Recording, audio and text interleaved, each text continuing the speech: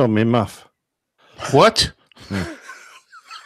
That's exactly how he started to broadcast. That is, I think that is the show name. I've got hairs on my muff. Well, yeah, it looks a bit disgusting when you're about to lick it, but I think, Jeff, my vote is that we now have the name of the show. No way. 2 seconds in. I don't think so, because it's actually not going to be in the show. Good. I'm very glad to hear that. But I know that he did that on purpose, so that as soon as it was hairy. I pulled them off now, so it's better. Well, that's nice. Very nice. Good stuff. Hello, everybody in the chat room. Hi, everyone in the chat room. Steph, I need your professional opinion of Captain Lawrence Hop Commander. Oh, I don't know it. Woo! Hey, I've got one that Steph doesn't know. Steph doesn't know. Steph doesn't know. I've never heard of it. I haven't either. Where is it? Is it a New York brewery? Give us a review. Okay, it's I love it. It's East Coast Ales. Okay. Captain Lawrence Brewing Company, and it's a very nice hoppy IPA. Woohoo! Doesn't say Excellent. Where it's from, though, like the town, the city, the state, the country. He's busy drinking, so he can't answer. See that, yeah. Let's see. Unimportant details. No, it doesn't give a town. Really? Well, not that where I it's can bottled see. or anything? Huh. That's interesting. Well, it might do it under the bottling bit. Elmsford, New York. Okay. Wherever that is. No idea where that is. Birth defects? No, I mustn't drink this. I might get birth defects. Yeah. I could say so many wrong things. Well, I'm not on to my second now anyway. So, oh, that's good. God, they don't put the cap on tight. Jeez. Yeah. Heaven forbid they let it leak before it gets to you. Well, I need to be able to open it somehow. Oh, that's better. Okay, let me got it. Roger, or of course I could just say it because he is in the chat room listening to me. Got it, Roger. And got it set up. It was quick work, but next time I'll spend a little bit more time on it. But okay, so it'll be a surprise. Okay, let me do a sound check. WAPG, it's the airline pilot guy. How's that? Sounds good to me. Okay. Tad bit soft. Tad bit soft?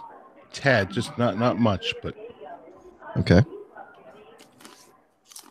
Oh, how'd that happen? Okay, let me try it again.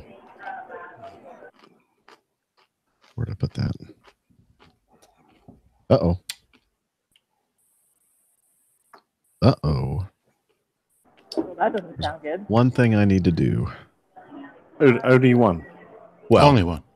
At the moment. One immediate one. Hang on there. Hang on. Where'd it go? Where are you, Steph? You in the airport or something? No, I'm at the Meetup. Group Hub. Right. Meet up Okay. here in like A meetup. 25 minutes. Maybe Excellent. if anyone shows up. I think there's a few people coming. Yeah. Airline I'm sitting pilot here- guy. My God, Radio Roger. Hello, Radio Roger. I'm having lunch with him tomorrow, I think. Are you? Well, I hope so. Okay. Okay. Okay. Well, I hope it's loud enough because... Oh, wait a minute. No, wait, hang on. I got to wait for it to download to the iPad. Sorry. Talk. TikTok. Well, we can chat with the people in the room of chat. That is true, and Roger Stern is there. I You'll saw have that. to adjust your pauses. Where do you want to have lunch, Roger? You'll have to let me know what they're saying because I can't see the chat room at the same time. Ah. I can see all of you. They're saying, Big geez, Steph we all is looking fancy so Steph. hot. Yeah, Yes. Steph Wait, looks what? great. And they were saying something about they said Steph is a goddess. Yeah, and they saw the news item that you were half naked running around an airport in South Carolina. Yeah, that airport suddenly got an awful lot of spotters. It's in the middle of nowhere. Airline pilot guy. Oh, Is that why you chose it? No, I've flown there plenty. Oh, I have too. Okay. I've just spent the entire town of Florence, South Carolina. Yeah, I spent way too many nights in that place. Okay.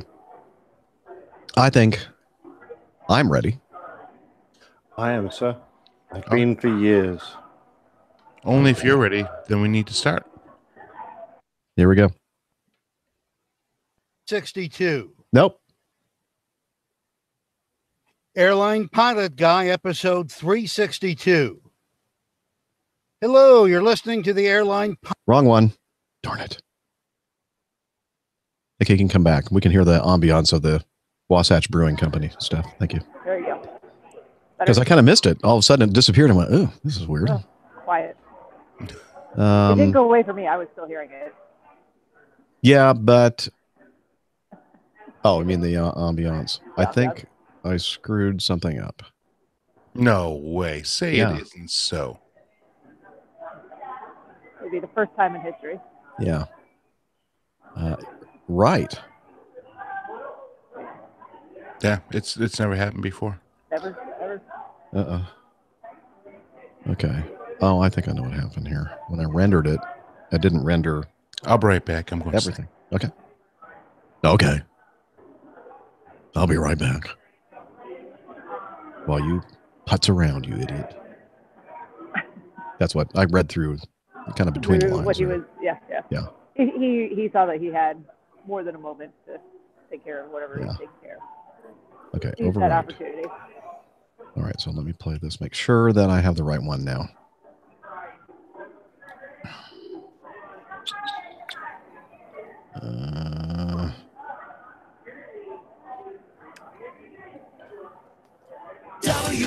Nope. Yeah. WAPG. It's the Airline Pilot Guy. Airline Pilot Guy. Okay. That's the correct one. And I'll pop it right here. And again, I'll take a moment to propagate to my iPad. Loading. So what kind of beer are you enjoying? Me? I am enjoying this is a Snowbird Session IPA. So is 4%. I'm sorry, didn't mean to interrupt. Oh no, it's just one of their own Session IPAs, 4%. Nice to start out with. In fact, I'll probably stick with this one for the entire evening. So, is Squatters still in town? Yeah, they're the same. They're owned by the same folks as Wasatch. So Wasatch Squatters, so you can get all their beers. So back in the 90s, the only, early 90s. Well, then Red Rock too, right? No, before Red Rock opened up, it was just Squatters, and it was my favorite shirt too. Good for what ails you, I think. Good for what ails. Yep. Yeah, and then Red Rock. I really love Red Rock because I think they have a great kitchen, great restaurant. How are we doing here, Jeffrey? Airline Pilot Guy. Nope. Still waiting. Sorry. Still waiting. Yeah. Well, now there's plenty of drinking establishments, plenty of breweries. Yeah. This one is just conveniently located for me at the moment, so let's move here. Are you going to be able to visit the Red Iguana? Thought about it for lunch today, but ended up going, almost again probably, but okay. Probably not. We'll see. Okay. Okay, I think I have it. Hang on, let me see. It's going to start playing. WAPG. Okay. It's the Airline Pilot Guy. Airline. Yeah. Okay. Yes. And Roger and I just did this together in the last, literally couple of minutes.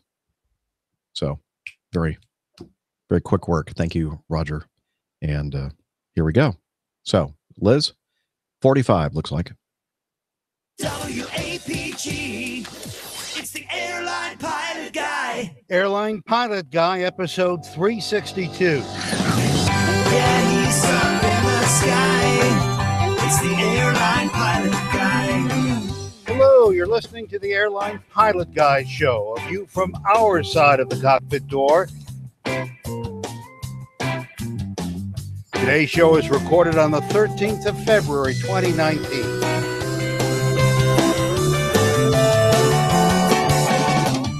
Yeah, he's up in the sky. It's the Airline Pilot Guy. Get your ride and it's flying by. With the Airline Pilot Guy. In today's episode, Qantas cancels a major order from Airbus. A California man is charged with attempted murder for allegedly trying to shoot down a plane. War news, your feedback, and in today's Plane Tales, the checkerboard. So get all settled in, tray tables and seat backs in the upright and locked positions, electronic devices powered on. I'm Radio Roger, and Flight 362 is ready for pushback with your host, Captain Jeff, confidently at the controls. Welcome to the Airline Pilot Guy Show. It's an aviation podcast. Thank you, Radio Roger, for the nice intro. And it's where we come each week to discuss aviation news and answer your feedback. And joining me to help with that from her mobile studio in Salt Lake City at the Wasatch Brewing Company, doctor, skydiver, marathon runner, strength training junkie, IPA connoisseur, and commercial multi-engine instrument-rated pilot, Dr. Steph. Hey, Captain Jeff. Sorry about that. I accidentally waited my table instead of unmuting myself. It's, the problem with the mobile studio here. It's not quite the same control, but I'll figure it out. All right. Well, we're glad to have you and can't wait to hear about your adventure there in Salt Lake City. And also joining us from his mobile studio in New York City, professional photographer, former RAF fighter pilot, current captain for an international airline based in London, England. It is Captain Nick. Hi there, Jeff. Hi, everybody. You know, I've flown 3,000 miles to be with you tonight, so I hope you appreciate it. We do. We always appreciate it when you are able to join us. And last but not least, joining us from a stately southern mansion in Smyrna, Georgia, barbecue master, motorcycle rider, pontoon boat skipper, underwater photographer, and captain for a major U.S. legacy carrier, Captain Dana. Yay, I made it in time. It's been an adventure. Looking forward to another fun episode of APG. So am I. All right. Good to see everyone. Okay, we're going to go right to Dr. Steph because she has a short period of time that she can be with us here on the show because, well, I don't know why. Well, I'll probably just tell you what I'm up to, and then I'm probably going to say my farewells here very soon because we're doing a meetup here in Salt Lake City tonight. And I know there's at least a couple of folks who said they were going to be here. One definitely for sure. Two is another probably for sure with a couple of other friends. So kind of doing that, wait and see who shows up, and hopefully we have a table big enough for everyone. And I'm here in Salt Lake City. I just got here earlier in the late morning, pretty early flight, 7:30 a.m. out of Charlotte. Got here about 10:15 or so in the morning. And actually, since then, I've been spending the day with one of my brothers. They live here in Salt Lake City. So we went out to lunch, had some Cafe Rio, so some Tex-Mex type food. And then we decided to go for a quick 5-mile run. And the weather is not the greatest today here in Salt Lake. It's kind of chilly and raining and windy. But it looks like it's skiing up, or it looks like it's snowing up in the mountains, so the skiing should be excellent, which is what I plan on doing the rest of the week, in addition to the conference that I'm actually here for. And yes, there is a real conference. There is actually lectures that will be taking place from 7 a.m. to 10 a.m. and 4 to 7. For 3 days in a row. Is it like the conference that you went to, that medical conference in Miami in January of 2017, 16? There will actually be more doctors at this one. Oh, okay. Yeah. Because there wasn't one. You lied. No, I did. I made that one up. Yeah, I It know. worked, though. But I completely Perfect. believed it because I you're know. always going to these conferences. I know. Yeah. See, All it's the right. one time you're not expecting it, that it'll be a surprise for you. Well, we all hope, Steph, that you're able to do a recording with your phone. You know, I just thought of it. I need to get you some mobile recording equipment. So when you go on these Yeah, I can meetups, you do can. that for myself too. Yeah. Yeah, we'll see. I don't have headphones that actually attach to my phone, so Mm-hmm. I didn't bring anything extra with me because obviously all of my luggage was occupied by skiing gear and conferencing gear, and yeah, I like to travel light, but ended up even checking a bag this time around just because of the weather forecast and wanting to have enough warm clothes for a couple of days. So yeah, the laptop and the microphone did not make it into the luggage. But that phone makes great meetup Yeah. recordings. Yeah, sort of. We'll see how Well, that goes. not great, but it's not bad. Not great. It'll be fun. You can listen to them. Yeah. There's audio that gets recorded.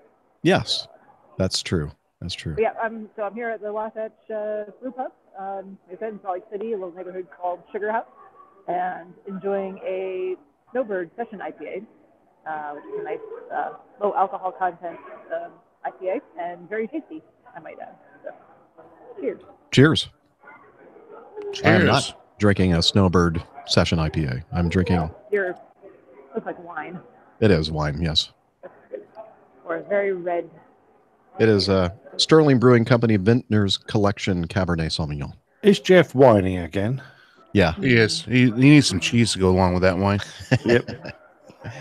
But All anyway, right. I'll hang out for a few minutes, and like I Okay. said, I'm just waiting to see who shows up here. When people show up, I have to move to a different table anyway, so I will probably say goodbye at that point. Oh, Okay. could I just step in, Steph, and remind you, you promised a very intriguing Patreon. Oh, I know, and I haven't done it yet. I know. I can't wait to hear that one myself. I'm thinking of becoming a Patreon just so I can listen to So you it. can get the through on. Yes, no, Exactly. that is still in the works and forthcoming. Yeah.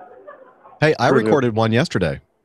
Oh, thank you, Jeff. Well, I didn't publish it though because I had my other laptop with me and I didn't have the proper dongle stuff to go with it, and so I couldn't take the information that I recorded on my nice field recorder and transfer it to my laptop computer. So I thought, well, that was a major fail, Jeff.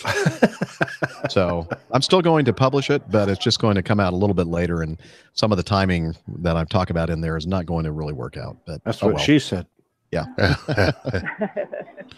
Okay. Oh, Roger is Nick. Roger is suggesting a venue in the chat room here.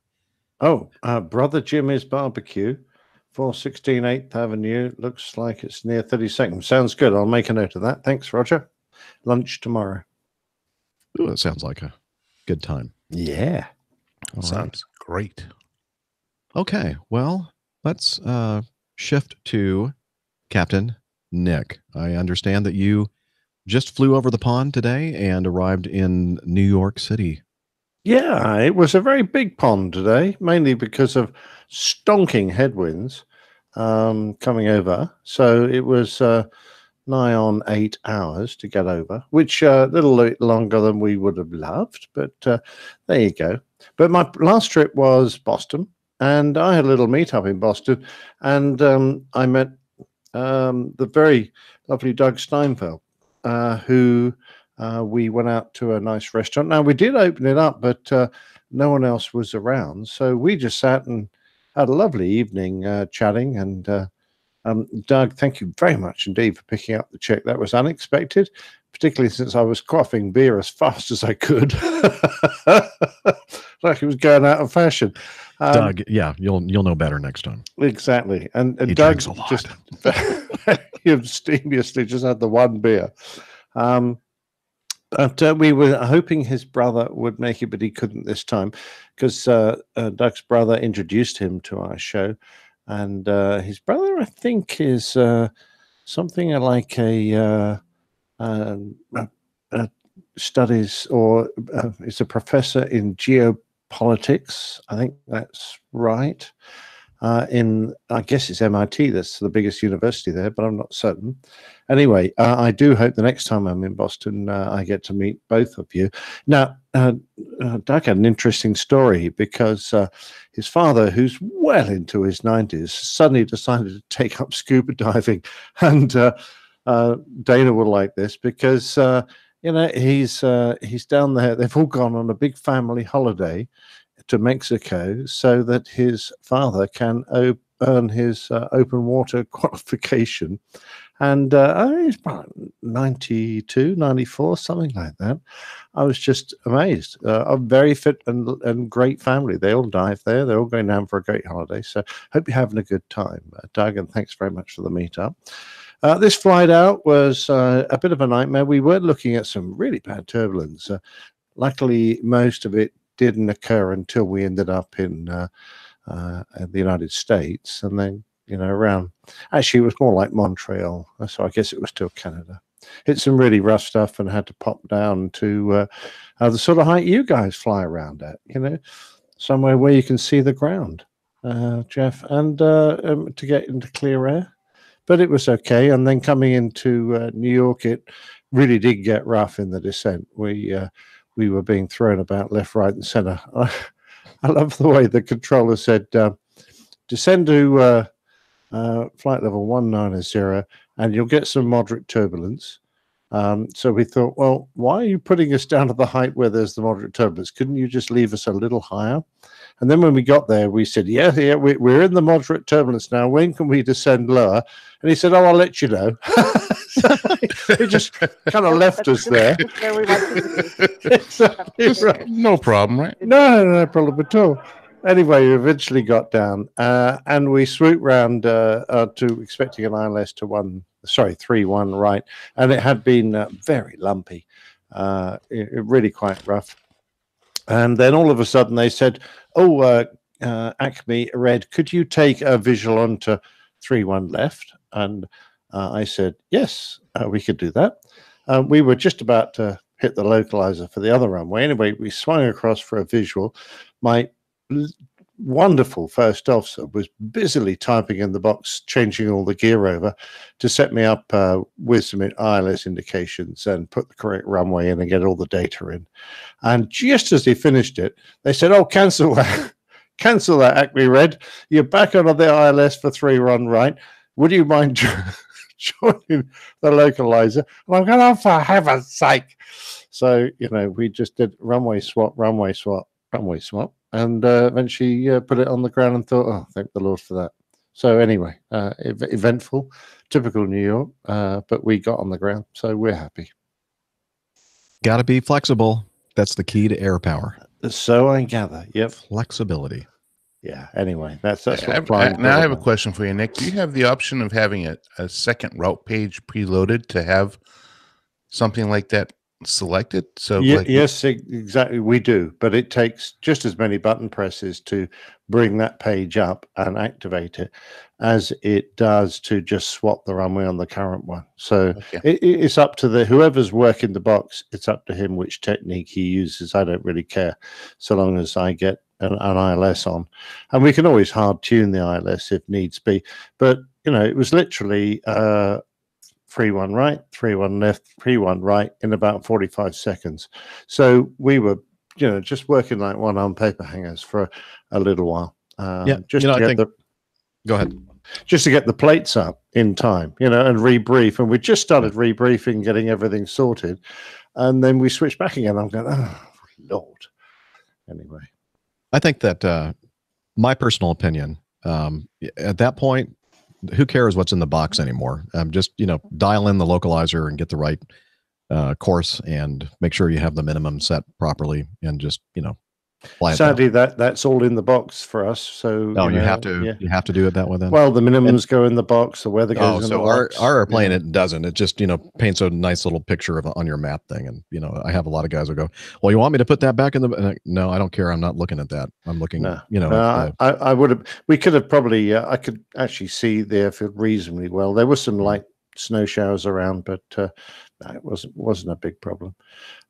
So yeah, that was me today. Oh, and by the way, nice shout out for Ian Arnell, one of our lovely engineers. I was flying the same aircraft that I had landed from Boston in with a whole bunch of snags, and Ian met me at the aircraft. Now, he's an old friend of mine, and we go back. He's a really good engineer who knows the airplane backwards. And I gave him this list of snags that I had, whinging about them. Anyway, I bumped into him today. He didn't see me off, sadly, but I bumped into him, and the airplane that I took was the same one, and everything had been fixed. I was really impressed. Oh, so nice. Yes, very nice. Thank you, Ian. All right. Dana, Hi. how have you been, sir? Well, I've been working. Just made it back to the house in time for our wonderful show this evening, and it looks like it doesn't look like I just finished a 4-day trip. Feels like it was a 3-day trip because I had a long sit in Buffalo, New York, about 29 and a half hours. The first day went pretty good, except for I do have to say one thing. There's a certain Midwest airport that we have our friend Jennifer. Oh, No, don't pay attention to me, Dana. Keep talking. I'm just waving at the people in the meetup.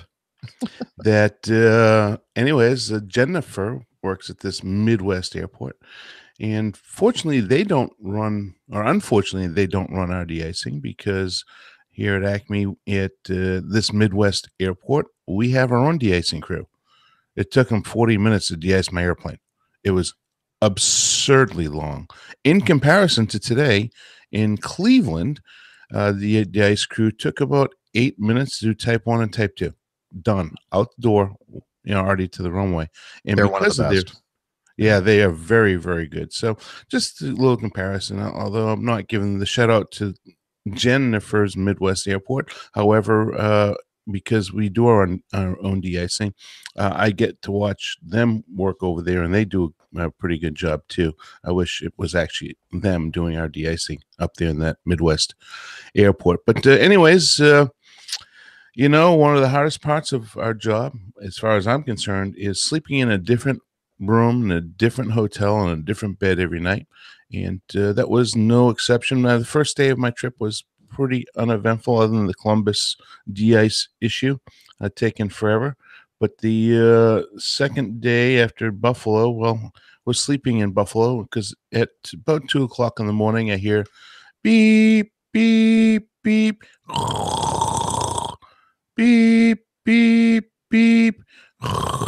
So what that was is that there was construction equipment outside my window doing the construction at 2 o'clock in the morning, with something keep on backing up and something, I don't know whether they were lifting out snow, or it really wasn't that much snow to remove, but that was going on at 2 o'clock in the morning, woke me up, and I never went back to sleep. However, I had already had a good night's sleep at that point because I went to bed pretty early. I knew I had to get up early, so I just stayed up and actually had a full leg day that next day. That day, it was fine until we went to go to Savannah, and there was a major front that came through the southeastern United States was quite impressive. It caused a lot of problems throughout the northeast and central plains with a lot of snow and ice. In this, it just gave us the bottom of the comma. If you look at a big storm, it has a nice ending to it. It was a nice gust front that came through and stopped the traffic in Atlanta. 35-minute flight took us almost 2 hours to complete. We could have almost driven there quicker. Not quite, but it was 35-minute flight, and it took us about an hour and 10 minutes to get off the ground. After that, very heavy rain came through with the heavy winds. So today was a very challenging day. Showed up at the airport. It was actually banker's hours. Didn't have to be at the airport until 7:30 this morning. So that's banker's hours as far as we're concerned. Mm-hmm. So show up at the airport, and we're already delayed 10 minutes. I'm like, why are we delayed? Well, it figures the flight attendants were delayed coming in. They only had 9 hours on the ground, so they had to delay us. Flight attendants did a great job of turning us around. And we went on our merry way to Atlanta. Of course, what always happens on the last round trip, as we say, it's a penalty lap. Always something has to happen because you can never be on time. And for the most part, I mean, that's my my luck, Jeff. I mean, I'm always at the last gate in the concourse. I always get the worst airplane. Well, today was no exception. Today was a very complex TRP issue, thrust rating panel issue. It was written up as being inoperative, so we had to go through and calculate all of our thrust settings. So for our takeoff, our climb, our cruise, our descent, and missed approach, all of those thrust settings had to be set manually. Well, that's not necessarily a tough issue as far as that goes. However, we have we pull out the carrot, which we can manually set the thrust value that we're shooting for. And I pulled out the carrot on the left engine, and it kept on jumping from about 1.58 to about 2.0 and back and forth. Every time I was trying to set 1.91 EPR on the value, it kept on jumping around. So we had to open the aircraft door back up, had to have maintenance come out. I had played with the the knob, I guess is the best word for it. And I think what had happened, it just doesn't get used that often, the manual setting. So I worked it out, and working back and forth, and pulled it out, put it in, pulled it out, put it in, and finally was able to get it to the point that it was actually able to set itself and stay set. So we got that resolved, flew up to Cleveland about 30 minutes late, made up some time. And thank you to those de-ice folks in Cleveland, because that helped us out, making up far more time. But landing in Cleveland, winds were it's runway 26 in Cleveland. The winds were 250, 26 gusting to 34. Made for a very interesting approach into Cleveland. Very, very windy. So anyways, that's how my day was. Got back to Atlanta about a half an hour late. And of course, what do we get? Nice visual approach into Atlanta. Finally, the weather cleared out of here, and that's a very nice ending to a beautiful day. We could see all of the Appalachian Mountains up into North Carolina. The visibility was so nice today after that front came through. So yeah, beautiful day in the south.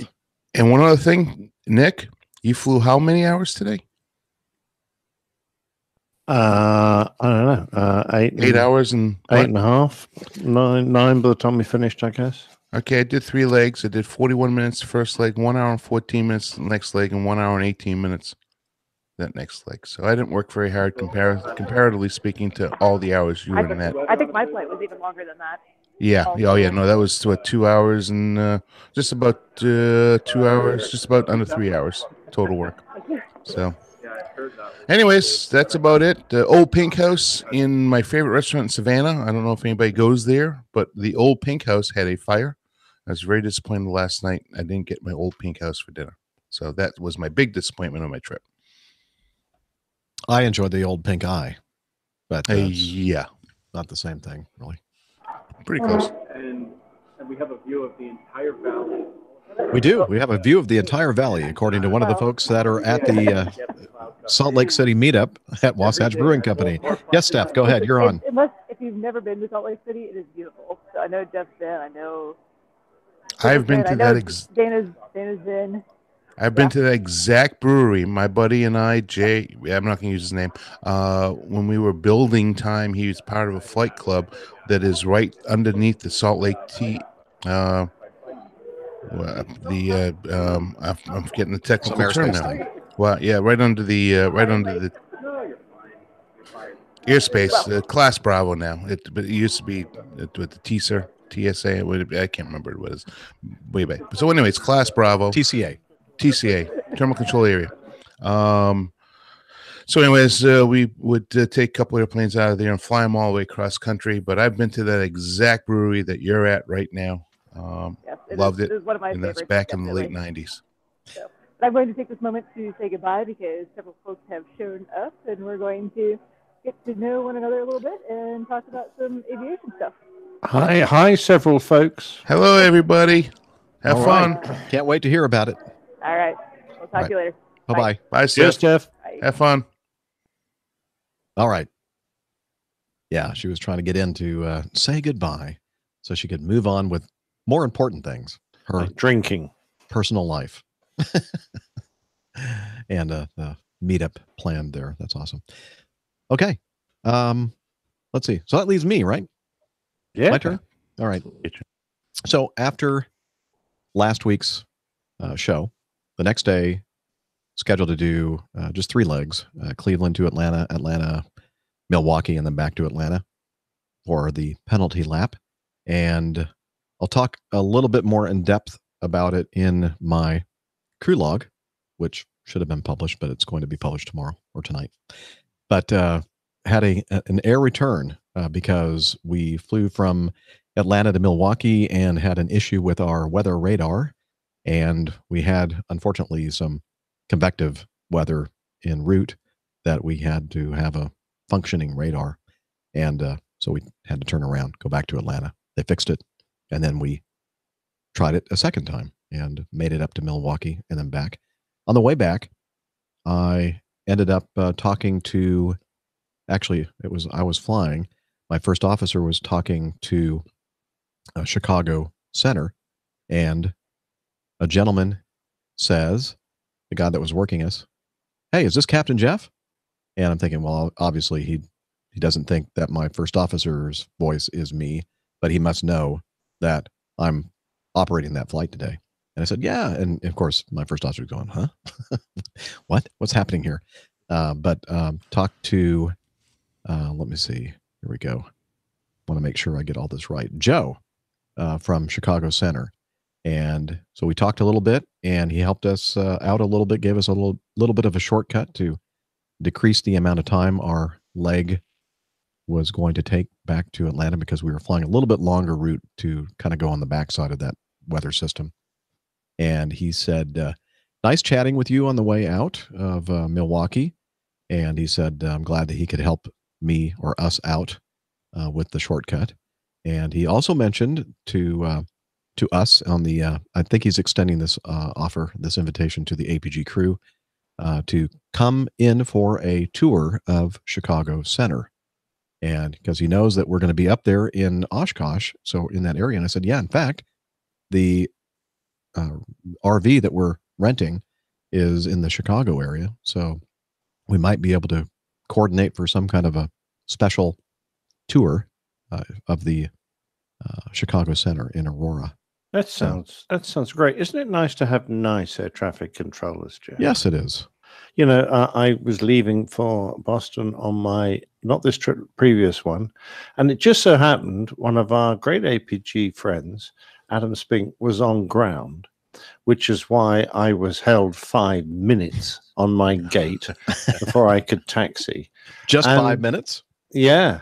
And then, on the landing back, Adam was on, he was on approach tower, and Graham, who we also know, was on ground. Wasn't that brilliant? So I spoke to them both. So, conspiring against you again, I'm sure. Well, they couldn't do much to spoil my day, but they tried, obviously. Yeah. Well, on the email that Joe sent me, he included a snapshot of the strip, because they still use those paper strips for flight following and such. So it's kind of cool to see our flight and the information and the routing and all that kind of stuff. So that's kind of cool. Absolutely brilliant. Thanks, Joe, for doing that. And we definitely will be contacting you and trying to, he said, make sure you do it, though, before October, because he's retiring after, what do you say, 33 years, I think. What a sensible chap. Yes. Yeah. So looking forward to meeting you in person, Joe, and getting, I said, almost 33 years. Okay. Yeah. So looking forward to getting together and seeing the facility up there. That sounds like a lot of fun.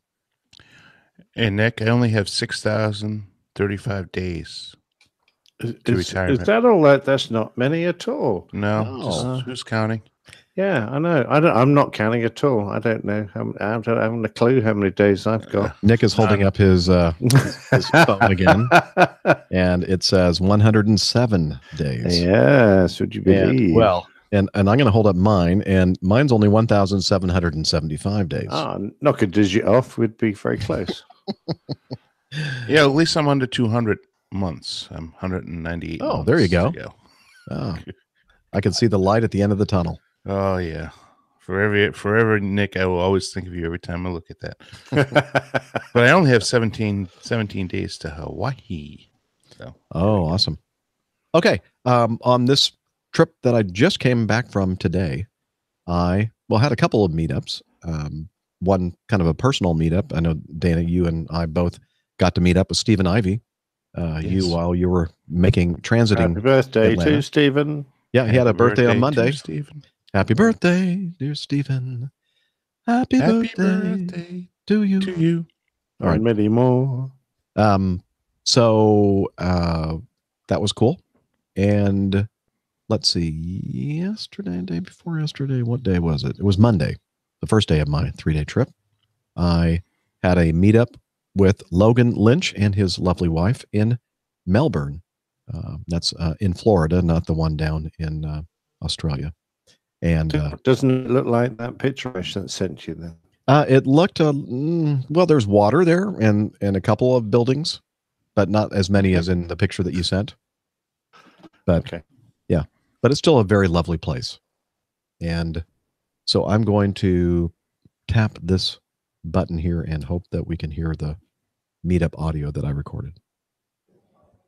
Hey folks, we're at the Hilton Rialto, I think it's called, Melbourne Airport, and a little mini meetup. And let's see, I'm going to start with my FO, Jason. He is now learning all about the whole APG thing and the podcast and everything else. And I invited him to join me at this little mini meetup here at the Melbourne Hilton Airport. And what do you think? Well, Jeff, I really appreciate you having me on the show. And this is actually one of the first meetings. I have never heard of the show before, but I really appreciate it. I really appreciate everything you're doing for the aviation community with this show. And I'll promote anything you need from a standpoint for me. If you ever need anything, if you ever need me to say anything about the show, just let me know. Awesome. No, we've only flown one leg. It's a great trip. It's one leg today. We flew from Atlanta to here, and we got in early this morning before noon. And so, we still have another couple of days. He may change his tune after he's flown with me a little bit longer. We'll see. And we have Lima Sierra Lima over here. His actual name is Logan Lynch. Hey, everyone. Glad to be here. Just so happened to be down here in Florida, same time as Captain Jeff. So down here from the tundra of North Dakota right now. Frozen tundra. Yeah, we'll go with that.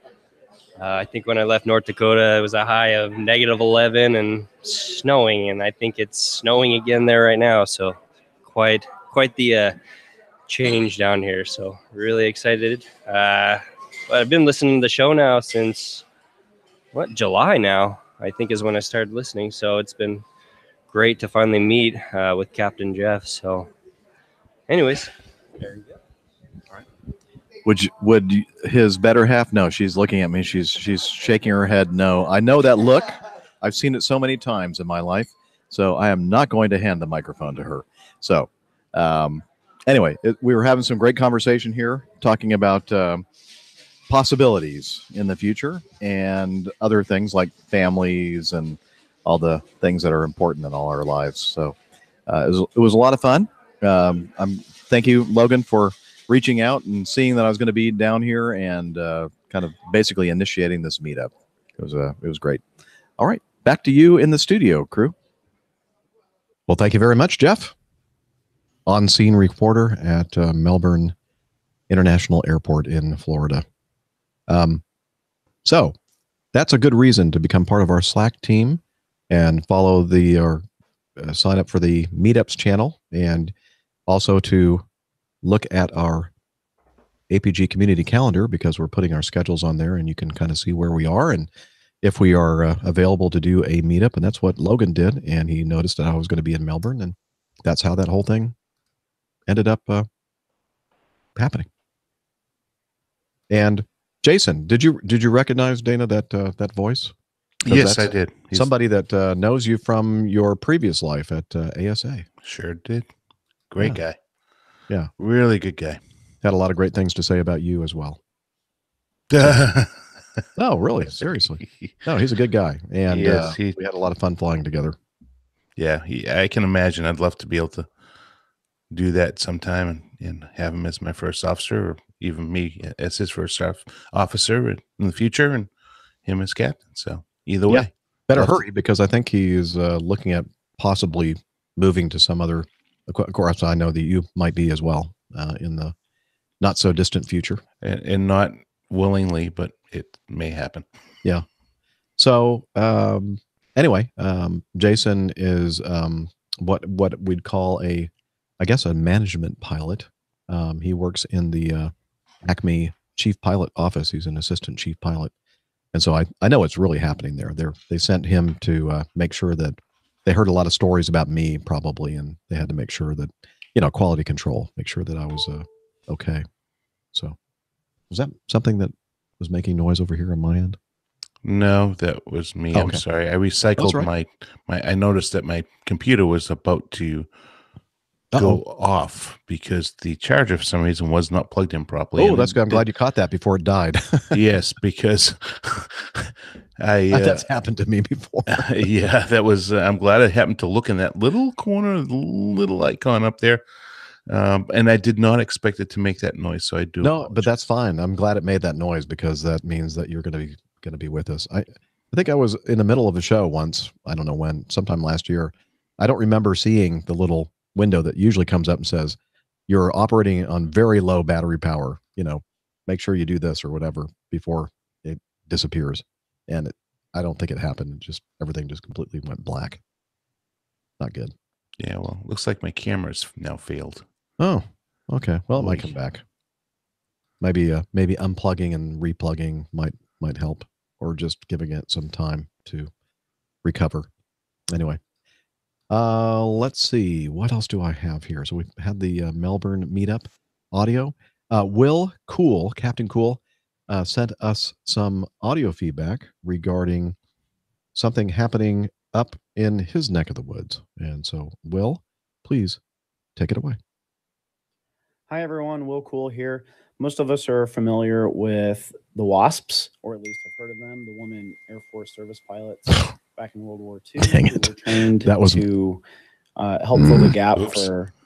That was something that was on my end from my iPad. And let me make sure that I don't know why that particular. So this is weird. This is the weird thing with Apple devices. I don't have messages running on my iPad, but I have it running on one of my MacBooks. But somebody just sent a message on, let's see, was it you, Nick? It's not your fault because this should not happen. Yeah, I was. He just sent me trying a to let message Dana know about on- his video. Yeah. Yeah, And, I reset that. Thank you. and so it's not running on my iPad. However, it still notified me on my iPad that, excuse me. So what is going on here? I guess, what do they call that? Handover? What's the technology that Apple uses for devices that are on the same network? And No idea, but it's very clever. it is very clever, except when you don't want it to make any noise. I think there's a do not disturb button. Yeah, probably. But I shouldn't have to do that. But that's what it's for. I like do not disturb. But there shouldn't be a reason for me to turn it on because it's not supposed to make noise because I don't have that. now you're applying logic. I don't Come have the on. application running, but it still made a noise on my iPad. This is ridiculous. Okay. Thank you, Apple. I do love Apple, though. I've been an Apple evangelist since 1989. Okay. Here we go. We're going to try this again. Will, sorry you were so rudely interrupted. Hi, everyone. Will Cool here. Most of us are familiar with the WASPs, or at least have heard of them, the women Air Force service pilots back in World War II who were trained to help fill the gap for male pilots that were sent overseas for combat. So they flew a lot of ferry missions and some cargo missions and also a lot of test flights. And amazingly, they also were live targets where they towed banners that people shot at to practice their anti-aircraft skills, and sometimes they were mistakenly shot at themselves. Anyway, there is a long and interesting history that I won't spend a lot of time talking about because I don't think that I personally would be able to do it justice. But there's an event going on at Arlington National Cemetery by Erin Miller, who is the granddaughter of one of the WASPs, Elaine Harmon. And Elaine had wanted to be buried in Arlington National Cemetery, but because of the rules at the time, she was not allowed to. And so there's an interesting history with that. Anyway, Erin Miller was a champion for lobbying for legislation that would change that, and she was successful, and she's written a book about it. So she's having an event, and it's going to be on Saturday, March 2nd from 9:30 to 11 o'clock a.m. And I just wanted to tell everybody about it. The event is free, but you do need tickets, and you can RSVP on the website www.wai-crc.com. And that's the website of the Women in Aviation Capital Region chapter. And I will definitely be there and looking forward to seeing anybody else that can attend. Thank you. So if you're in the area, sounds like a great thing to attend. And the information will be in the show notes. And again, it's Saturday, March 2nd. So it's pretty soon. Sounds like a great piece of history, too. Yeah, sounds fantastic. Good job. Unfortunately, I will not be able to attend that. I'm going to be getting ready. Getting ready. It's always good to get ready. Yep. Okay. All right. Let's see. I have some other notes here. Oh, hey, Tiffany is the APG librarian. She resides in the Buffalo, New York area, and she's a wonderful person. And she was telling me that she gets jealous hearing about all these APG meetups that we have everywhere. And she's attending a conference in Columbus, Ohio, this weekend. And she's been trying to coordinate a meetup there. And looks like the latest information, because we talked about it last week, the latest information that I see on the Slack page is, I believe it's Saturday, the 16th of February, from 5:30 p.m. to 9 p.m. at Marcella's, 615 North High Street in Columbus, Ohio. And I believe that James Balch will be there. Pip, unfortunately, I think he's leaving on Friday, so he's going to be out of town. Jen is out of town. And so a lot of our Columbus stalwarts, APGers, are out of town. So if you're listening right now, and I don't know, you may not hear this in time, but I hope that we get a good turnout for Tiffany, because she deserves to have a great time at an APG meetup and see how great our APG community is. So if you're in the Columbus area, please head over to Marcella's or Marcella's on High Street. Now, if I'm remembering correctly, I think James and I went there. Oh, okay. Fantastic. I think it was I think the same place. I think James is the one that's coordinating this, so it's very likely that that is the same place. Yeah, it was very good. I mean, I remember exactly where it is in Short North, but can't quite remember the name of it. But if it's the same place, it's very well worth going. The food is very good. Excellent. Okay, here in Atlanta, at the Delta Flight Museum, an event called Hops in the Hangar, which is the Saturday, February 23rd, so a week from this Saturday. Many of us are going to be there, including myself, and just wanted to let you know, Stephen Ivey is going to be there as well, Tom Dugan, and others. And if you're interested in going, I believe that Tom might have some tickets available. He bought a couple of extra first-class tickets, and I may have an economy class ticket for sale if you want to snap that up. But tickets are out there, so contact me at my personal email, jeff@airlinepilotguy.com, if you're interested, and we'll see what we can work out, because I believe that all the tickets are now sold out. But we're planning on having a really good time in or at the Atlanta airport on Saturday, the 23rd. Oh, I see, Dana, you're holding up your hand. You're looking for some tickets?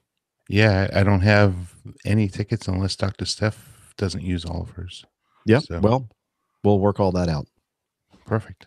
And let's see. Again, just a reminder, Slack. Join the Slack team. Will tell us about that at the end of the show. Also, you can look at our APG community calendar on the website, airlinepilotguy.com/calendar, and you can learn about all these great events that we have, seems like every week. All right. Let's, I think that's all I had, which was a lot in the intro section. Anything else before we move on to the coffee fund? No, sir. I'm ready. No, sir. Okay, let's do it right now.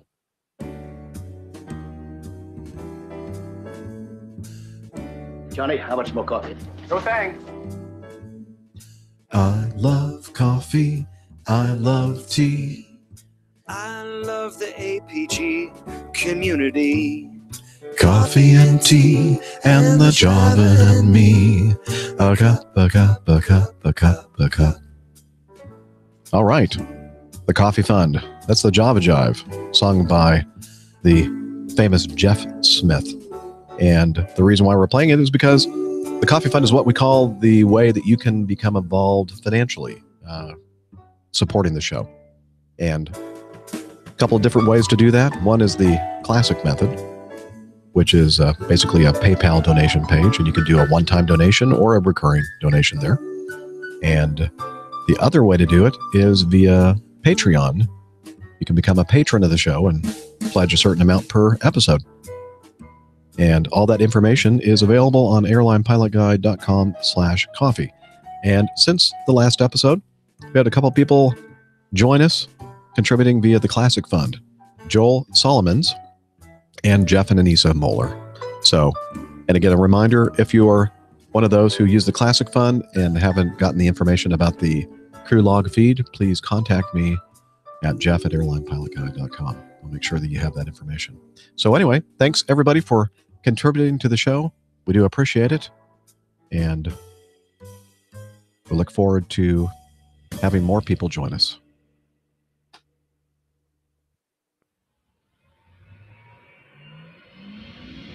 Stand by for news.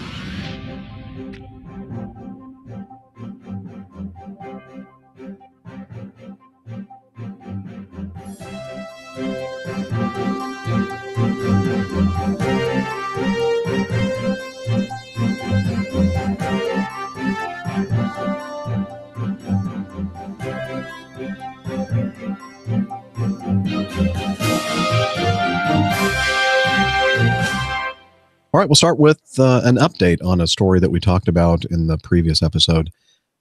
Actually, the last two episodes, I believe, the Piper Malibu that crashed in the English Channel. They did say that a body was recovered from the wreckage of the crashed plane, and they confirmed it is indeed the Cardiff City player Emiliano Sala. So, again, another sad story, and the Air Accidents Investigation Branch is taking over the investigation and hope to find exactly what occurred there with that tragic accident. And Nick wants to say something because I can hear the sirens in the background. No. I just happened to have unmuted in case. But Okay. There's not a lot more to be said, really, Jeff. They haven't found the pilot yet. He's not in the aircraft. They'd have been able to spot him through the remote cameras they sent down. So he may turn up. One presumes he's was killed also.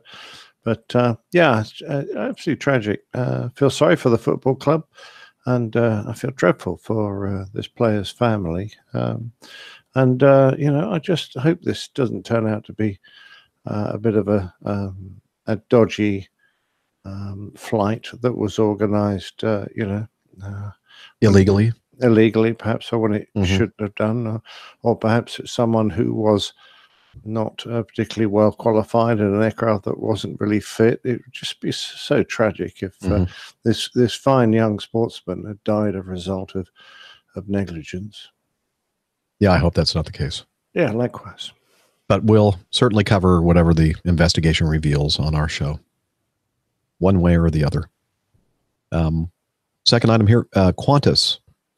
I guess they had an order for an additional 8 Airbus A380s, because I know they operate, I'm not sure how many in their fleet already, but I guess they have 12 right now. And I guess they had 8 on order, but they notified Airbus that they were canceling that order. I think they're converting them to A350s instead. And that is just contributing to the woes of the super jumbo order book. And Airbus, I think I just read something in today's news somewhere that they're thinking that it's possible that Airbus may actually announce tomorrow, or as soon as tomorrow, that they're ending the production line of the A380.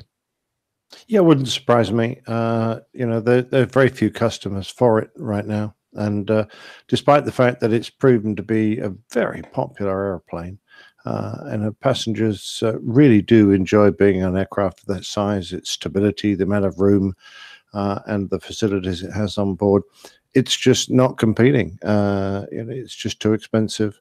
4-engine airplanes really don't cut the mustard anymore.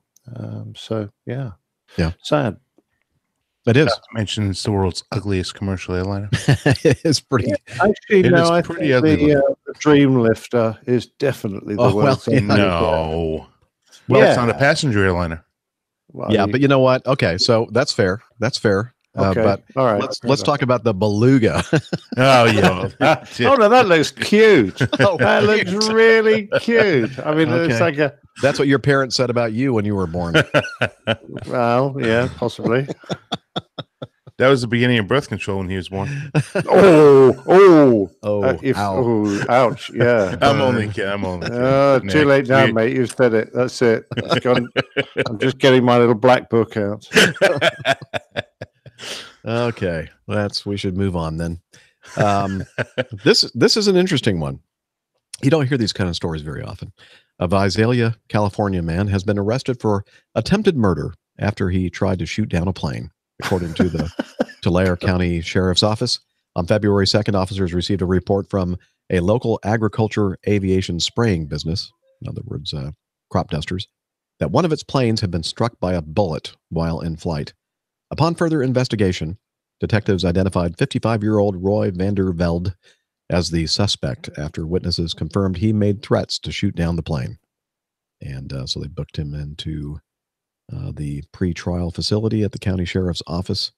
And according to arrest records, Veld has been charged with attempted homicide, a special allegation of negligent discharge of a firearm, and shooting at an occupied aircraft. So apparently there must be more to this story. There must have been some kind of a feud going on. I could just see it. It's probably somebody that's near some property where this crop dusting guy or gal is spraying stuff, and he's not happy about it, and he probably warned them. Yeah, you fly near here again, and I'm gonna shoot at you. I'm gonna shoot you down. And they probably purposely got really close to his property, and he shot at him. But I don't know. I'm making all this up. I don't know. It just sounds like a good story to me. I'm just thinking that they're not very big airplanes, and if he actually hit them, that means he probably got within like 10 feet of the pilot. I mean, that's pretty damn close. I could just see that crop dusting pilot going, "Oh yeah, you don't want me to be near your property? Take this." Son of a gun. And I shoot you down. Hell's bells. These guys are used to flying really close to the ground, so they probably could give him a nice haircut too. Yeah, you're right. You're right. Okay. We'll probably not hear anything more about this case, but I just thought it was kind of funny. So I thought it was brilliant. Folder. Hey, this is useful information, I think. Item D. Curtiss, Wright, and Honeywell use connectivity to reinvent the airplane black box recorders. Of course, we all know, listeners to the show and other aviation podcasts, that they're really not black boxes, but that's what everybody calls them.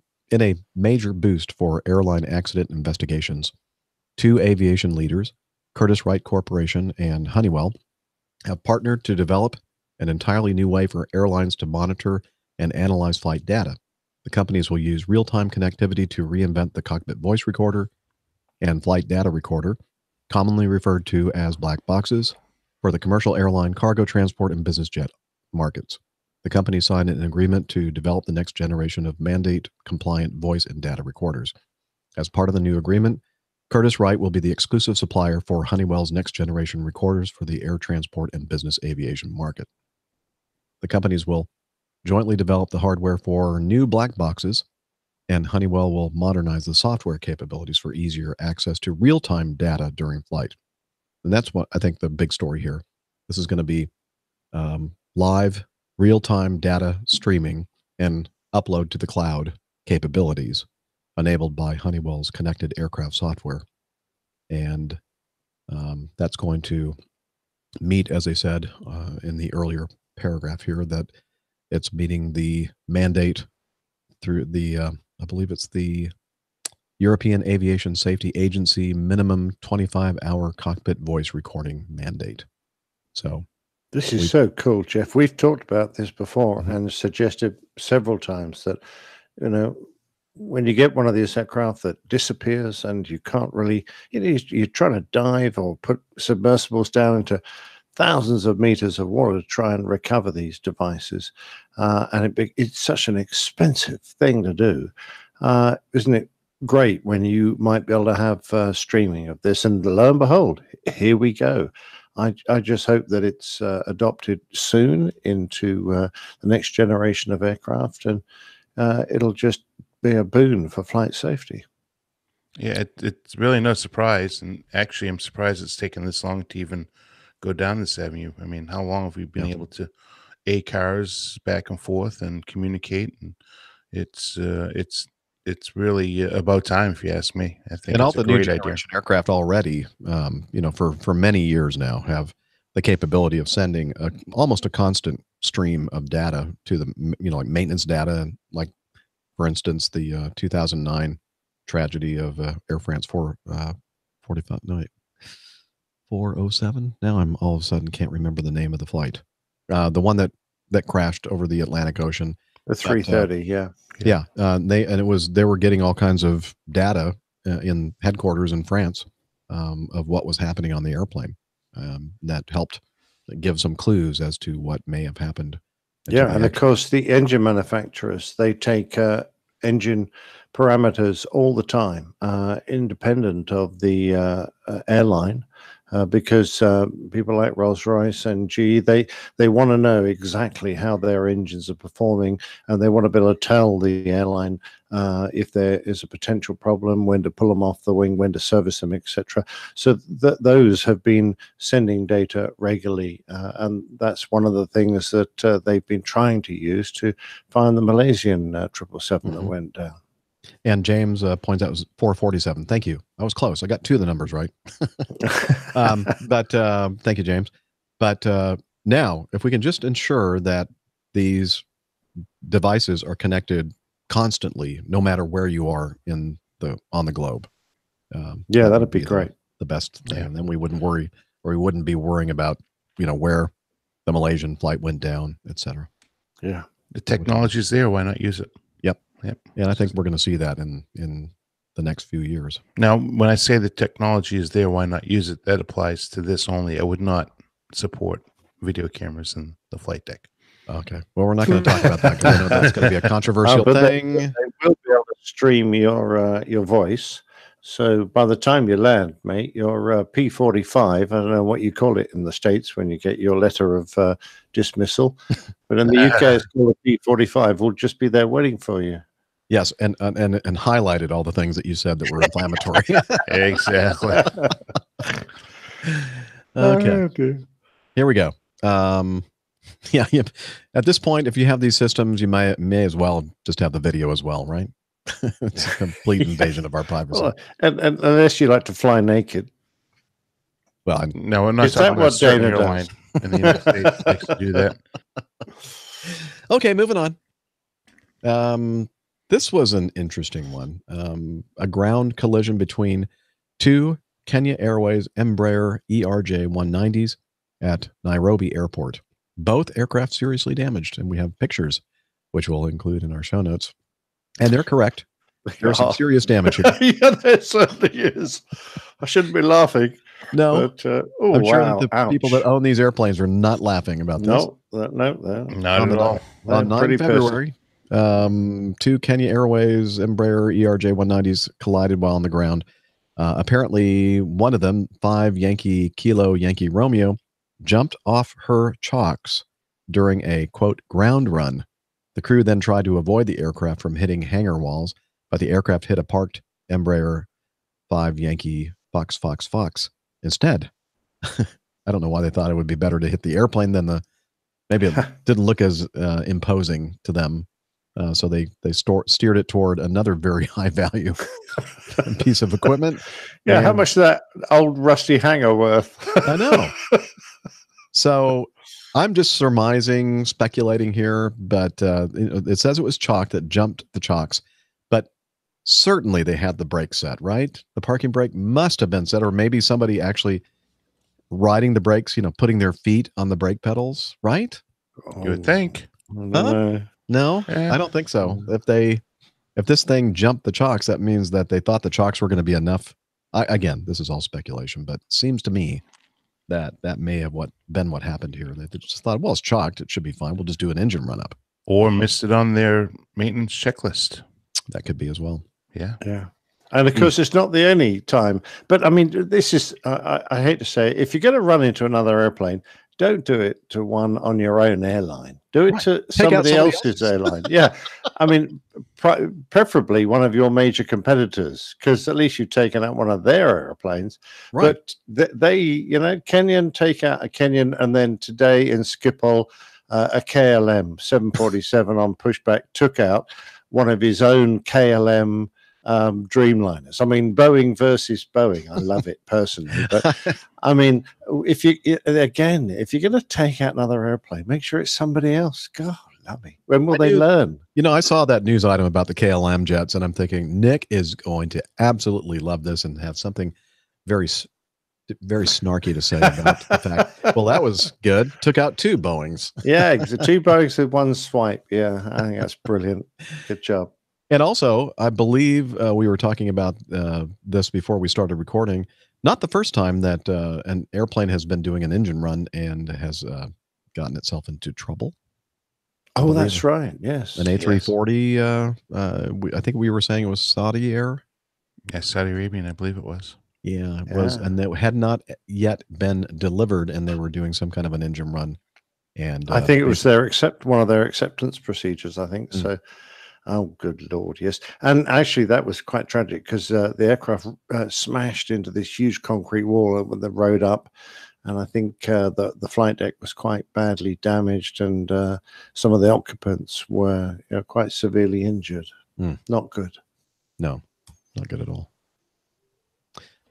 Okay. I believe Liz found this item, a very positive, encouraging thing. The TSA finds a record number of firearms carried by travelers at airports. Many travelers heading to U.S. airports are apparently unaware that it's illegal to carry a firearm through carry-on baggage. No, really? Checkpoints. Yeah. I can't imagine that. What's that? What's wrong with that? They announced Thursday that it found 4,239 firearms in carry-on bags last year. What? That's not much. No way. Only equip a small army. The largest number in the agency's history. That's a 7% increase over the 3,957 firearms TSA discovered in 2017. But I bet the actual number that make it through security is probably much, much higher. This is just the number that they actually found. Oh, you have little faith. Yeah, well, and I think most of the time there's no ill intent involved in this. It's just people just forgetting that they have a loaded firearm, which I find hard to believe in myself, but because I don't carry them around myself. But well, anyway. I was amazed at the number. It weren't only loaded, but had a round in the chamber. Yes, as well. I mean, oh my God! And the thing is really encouraging to Dana and I. The number one Coming in number 1, the Hartsfield-Jackson Atlanta International Airport with 298 firearms. Wow. 253 of them loaded. Okay. Nice. Okay, Ouch. so be careful out there, folks. There's a big fine if you're caught, isn't there? I think so. Yeah. I don't know. I think I remember reading it was something like $15,000. No, 13,333 for each prohibited item violation. And repeat violations result in higher penalties. So there you go, guys. Well, it says it can impose civil penalties up to that, but I bet they don't. Do they confiscate the weapon? I don't know. Do you get it back afterwards? I would imagine they would. Really? Confiscate it. I don't. Because, when you have something that has more than 3 ounces of liquid in it, do they take it and then you can get it back? No. No. I don't think you get the weapon never back. see it Sure. again. No. Yeah, probably not. Probably not at all. Okay. Apparently, Steph was out there for a run in Carolina Airport. I think she got a bit hot. Yeah, I think she was a little warm. Yeah. And so this, here we go. I'll read this news article from Fox 46 Charlotte. A half-naked woman running, I don't know which half, it doesn't say, running on Florence Regional Airport property around 11:30 a.m. Sunday, shut down the runway for about 2 hours, according to Major Mike Nunn with the Florence County Sheriff's Office. The woman was spotted running across an inactive runway and into a wooded lot near the edge of the property. We were informed by the witness/caller that a female, which was unclothed, gained access to airport property and was last seen traveling south on the airport property within the fenced area. And then they went out looking for her. Some officers, along with K9 units, found the half-naked woman lying down in a ditch primarily used for drainage north of runway 27. The woman was taken into custody and then transferred to an area hospital for evaluation. So I guess, is this like some advanced aviation streaking thing going on? Is that a thing? Showing it all. Yeah. Sounds like it. Yeah. Okay. Really don't know what to say about that other than, folks, don't do that. Av geeks, keep your shirts on. I know. Keep your pants on and your shirts. Okay. Finally. Yeah. I'm not going to say it. Okay. I was going to say something and I just stopped myself. Okay, good. Thank you. Makes it easier for me to edit this thing. Yes. So this, I don't know if you guys saw this video. Oh, yes. Yes. It's pretty amazing. Yeah. In fact, I'm gonna share. It's good enough that I'm gonna share the audio with everybody. But let me read a little bit of this headline here from, let's see, Facebook. Let's see, visitors to the French ski resort of Courchevel. Is that the way you pronounce that? Not sure. Okay. Witnessed an unlucky pilot fail. Witnessed an unlucky pilot fail to stop his plane in time during a landing and then crashed into a pile of snow. And this was a Piper PA-46 registration. I love the registration. F guys. Foxtrot dash golf uniform Yankee Zulu. And you can make up your own thing there with that. Rolling away from the off strip and plowing into the pile of snow nearby. Now, it doesn't look like there was a heck of a lot of runway for this type of an airplane to get a normal landing roll, but I'm not an expert in general aviation, but we're going to have this link in the show notes. You can all watch it if you haven't already seen it. And let's listen to a little bit of the audio of this. And it's pretty painful to listen to, actually.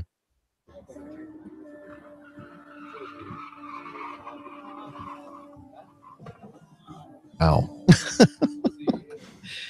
And it was not really that funny. I mean, it's funny in a certain way, but there were injuries on board this flight. And the reason why you're hearing this music in the background is apparently there must have been like a restaurant or a coffee shop next to the airport overlooking this. And the person who was filming this airplane coming in for a landing was in the coffee shop.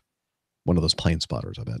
And So anyway, this thing comes in and obviously is not getting a lot of friction to stop the airplane, and it literally plows into a very large snowbank. And it turns out that 4 of the 5 passengers on board received injuries, and one of them was reported to be seriously injured. So it's not really that funny.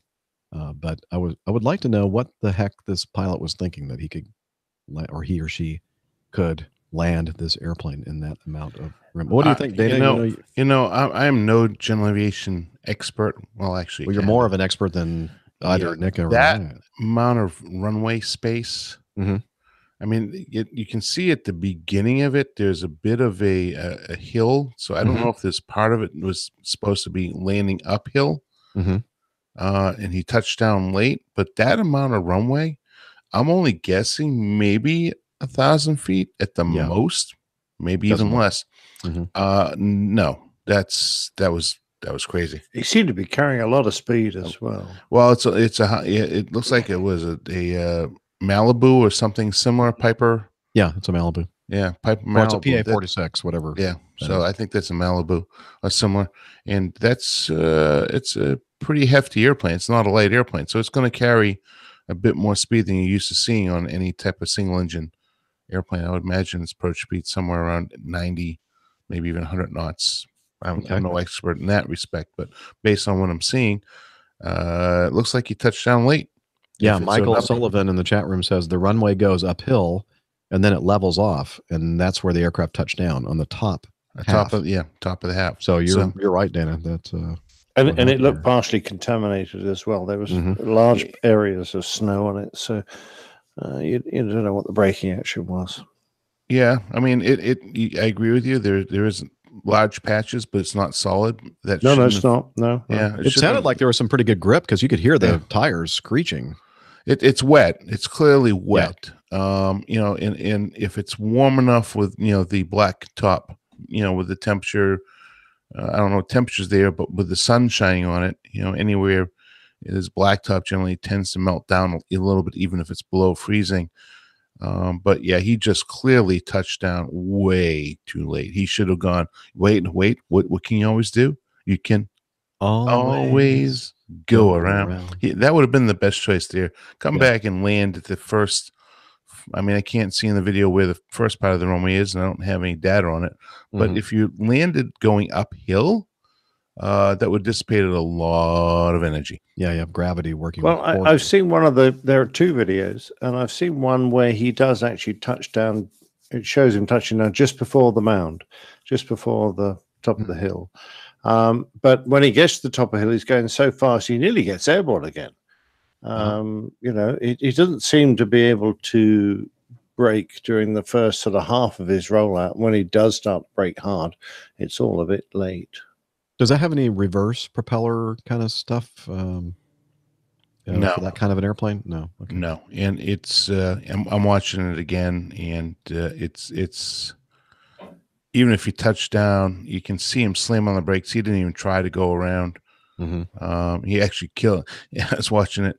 He actually looks like the thing wasn't even turning before he impacted. Yeah, because the propeller stopped spinning before he impacts. Wow. So that was actually on his part. Hate to say it, but that's pretty smart because that saved the engine. And that is, I'm not sure what that is. Might be a Socata, actually. No, it's a PA. Yeah, that's PA. So yeah, that's. I think the damage to the airplane actually may not be too terribly significant. Damage to the people, though. Damage to people, yeah. Not good. I'm looking at the video even further, and it looks like most of that runway is just wet. It's just, I don't even think it's 1,000 feet. I mean, maybe even 500 feet long. Yeah, it doesn't look like a lot from what we can see in the video. Not a lot. That's just very poor planning on the pilot's part, especially if he has that many people on board the airplane. You have no chance. So yeah, Dan in the chat room says it's uphill and then flattens out, as we just said, as Michael said. Go around is basically impossible for how far this guy touched down. So, and as you said, as soon as you shut down the engine, go around is definitely impossible. Yeah, you're not going any further. Yeah, but basically the space shuttle. It looks, based on the video, I mean, I don't know what, beyond the cockpit into the snowbank, but it looks like it was fairly soft and doesn't look like, other than the people being hurt. I'm just hoping that, they had if they had their seat belts, harnesses on, they could have minimized their injuries, I would imagine. Well, one young woman's seriously injured, so that would tell me that she probably did not, because that impact was significant, but it wasn't. Yeah, it wasn't any worse than doing 25 miles an hour and 30 miles an hour in a car. Yeah, it shouldn't be anybody seriously injured on that. But hey, listen, I don't know what I'm talking about. None of us do. I'm not a doctor. We are missing Dr. Steph, and she would probably be able to give us her opinion on that. But yes, clearly not enough runway. Too Peter late. in the chat room says it was 1,762 feet long. That's pretty short. That can't be right. Gradient 18.6. Wow, that must be the total part that must be the part that we're looking that we can't see. That's to the left of the frame. 18.6% gradient. Wow, that's steep. Oh, Nick Camacho says that many older. Well, I don't know, but this doesn't. Well, it may have been an older GA plane. So I would imagine this airplane would have shoulder harnesses. Maybe not. I don't know. That's too new of an airplane. It has, especially the front seats will have shoulder harnesses. I can tell you the Piper Warrior that I had was a 1978 version of it, had shoulder harnesses. So, and this is a newer aircraft. Oh boy. Oh well. So sad to see it. And sad to see it. That is it for our news for today's show. And that means it's now time for your great feedback.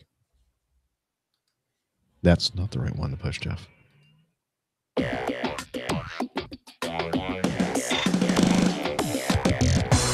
Captain, incoming message.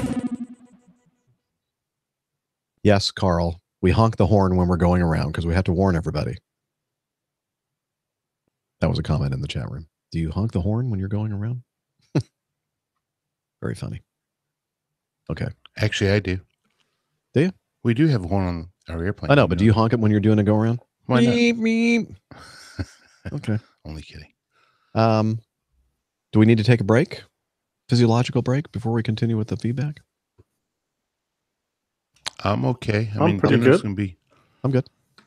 Okay. Let's forge on. Yes, ma'am. Yes, sir. Yeah, I was just looking up that runway. Yeah, it's only 1,762 feet long total. But it's I'm looking at the picture of it, and he landed in the last third, probably, which is probably less than 500 feet long. Yikes. I'm looking at it. Yeah, it didn't look like a lot of distance to me.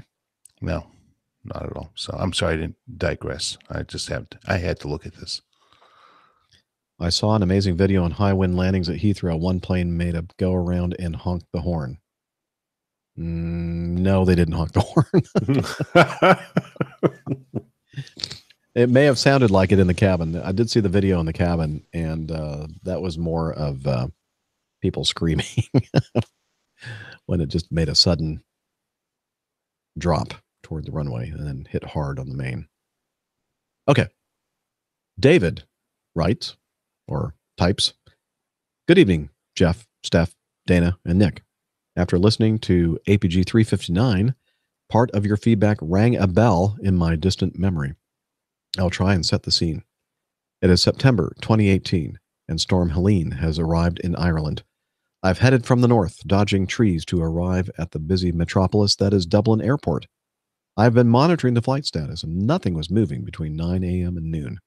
As I arrive at around 2 p.m., the terminal has that slightly nervous, paranoid atmosphere of an airport where not all is well.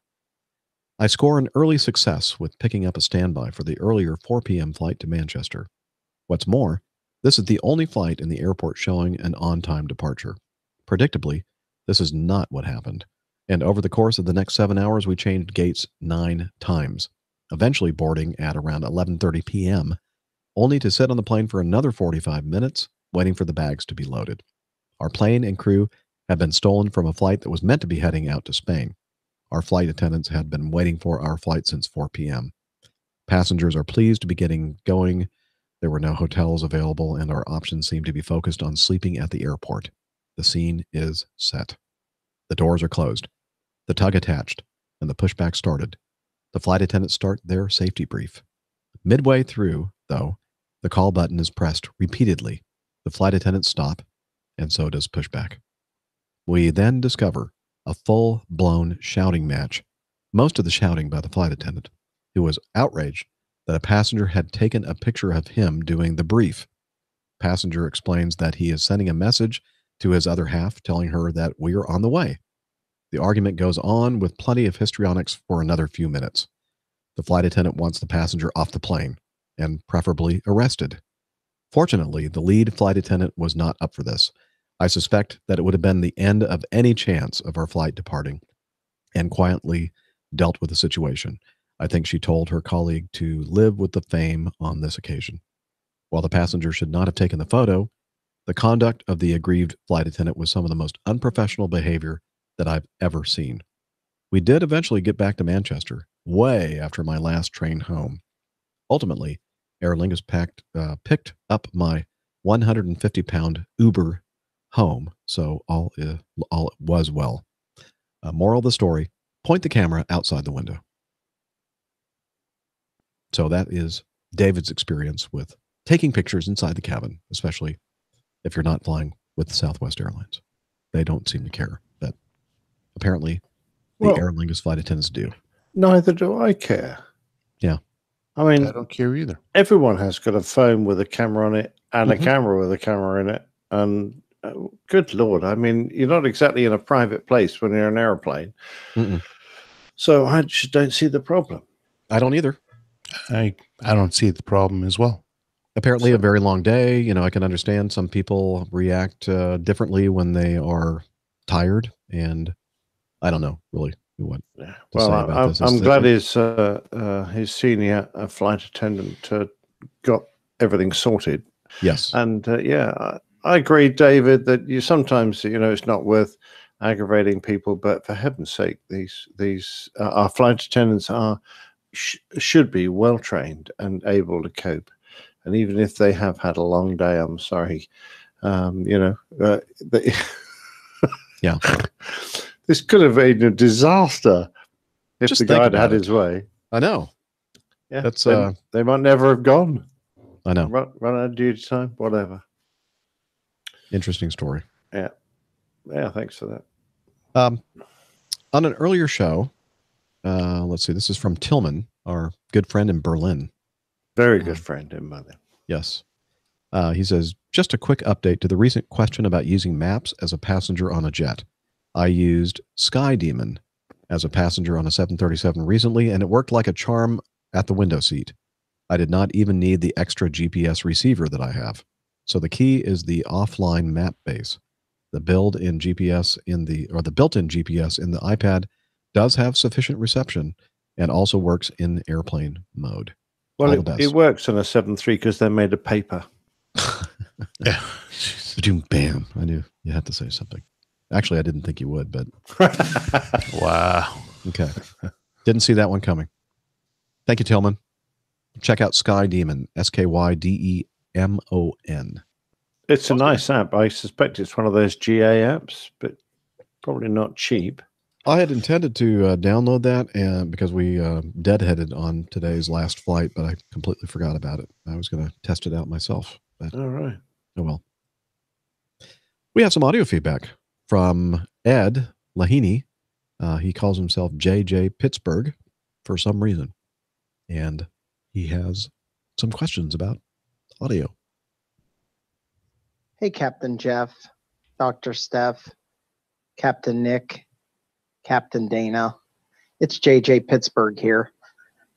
I was curious about radio communication on planes. I always listen to... You guys aren't hearing that, are you? Yeah, I'm hearing it.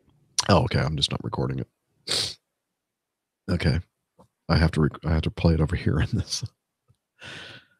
Oh, okay. And I'm not dying. I don't think I'm dying. I'm just choking. Ken, all checked up over it.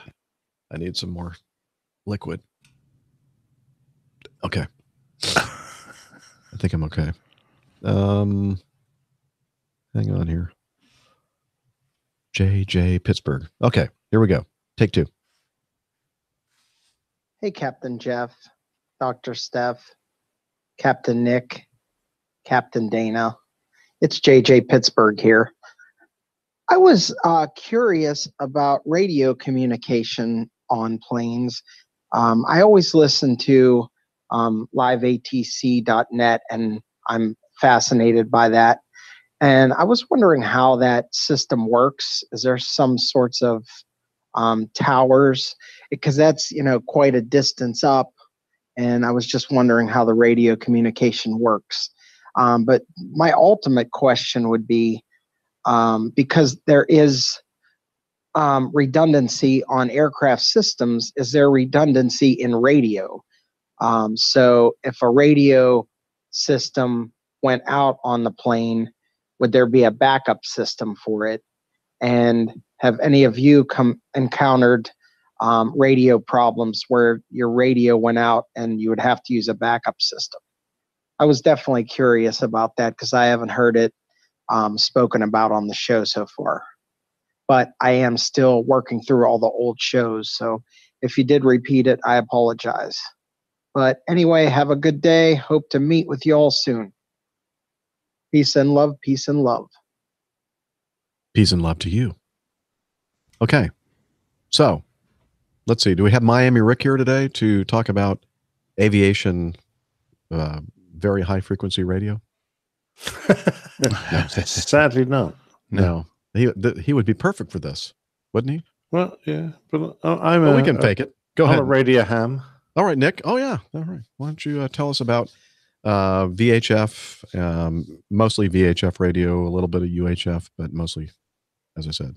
Well, there's not much to be said, really, other than as I understand it, the Live ATC, they've got a series of volunteers who will tune in to the frequencies. Now, some of them will use dedicated radios on a single frequency. Others will use scanners, which will scan a number of frequencies. And when there is a transmission, they will stop on that frequency, record the audio, and then move on, just so that they can cover more frequencies with less equipment, which works very well. The average range of VHF, well, if you're getting if you're up at an aircraft, then you can get a couple of 100 miles probably out of a VHF set. UHF slightly less, but it depends to a certain extent of how powerful and how good the antenna are, and that's a movable feast depending on the aircraft. When you're going at lower levels, of course, things get in the way that attenuate the signal. And even if you're up quite high, if you get a lot of cloud, a lot of moisture in there, that can attenuate the signal. And in other words, reduce its range. But that's basically how it all works. And these fine volunteers record and then retransmit the signals that they're receiving over the internet, which is just a matter of changing it from one type of audio to another that you can put on the internet. I don't know what much else there is to say when it comes to radio failures. I don't know about you guys, but the radios on my aircraft are pretty damn serviceable. 99% of the time. We have 3 VHF radios that we can use and 2 HF. Now, HF high frequency, VHF very high frequency. The difference is that the HF radios have quite a long wavelength in comparison. And when you have a long wavelength, it can physically bounce off part of the atmosphere called the ionosphere. And when those waves are reflected back, rather than disappearing out into outer space like they do on a VHF frequency, they can be picked up way beyond the horizon that you would normally get on a VHF radio. So when you transmit, they go up into the ionosphere, hit that, reflect back down again, they can then make several jumps. They can hit the Earth, bounce back up, hit the ionosphere a second time and a third time. And depending on the power, you can almost get round the world doing that. The ionosphere, of course, moves. It's dependent upon where the sun is. When the sun's up, it shifts. When the sun's down, it is easier to use and there's less interference. But you have to change the frequency depending on whether the sun is up or down. And the higher the sun, the higher the frequency. So, if you're using, as I did on the way out, 2872, it would be a low frequency for night, and 11375 might be a high frequency for day. But that's how very quickly how HF works. VHF didn't like that. VHF is line of sight. So you really do need to be able to more or less see the people you're talking to, which isn't hard when you're at 30,000, 40,000 feet, but that's really it. What else could we say? Yeah, typically the VHF band, the workable, usable distance is about 200 miles, 200 nautical miles or less. And as Captain Nick mentioned, we have any kind of an air carrier aircraft is going to have everything is going to have redundant systems, including radio communications, and the airplanes are required to have at least 2 sets of radio transceivers, at least. Most have 3 or more. And now, as far as the air traffic control side of things, I don't know exactly, but I would imagine, I know that they periodically will ask us to switch to a different frequency, which is a backup frequency, and they'll say, how do you hear? And you say, 5x5 or loud and clear or whatever the signal and noise is. And then they'll say, okay, stand by. And then they switch to another one. So it seems like they have multiple backup frequencies for each of the important frequencies they use to communicate with us via VHF. And I suppose it's just some big honking tower somewhere or a bunch of them out there. I'm not sure how far spaced they are, but they definitely do have backup radios, because I've heard them ask us to verify that they were usable. Yeah, we use HF quite a lot on the Atlantic, even though we have CPDLC, which is data link transfer. Our backup, in case all that fails, is an HF radio, which is pretty old-fashioned, quite honestly, and often really quite difficult to use, very noisy.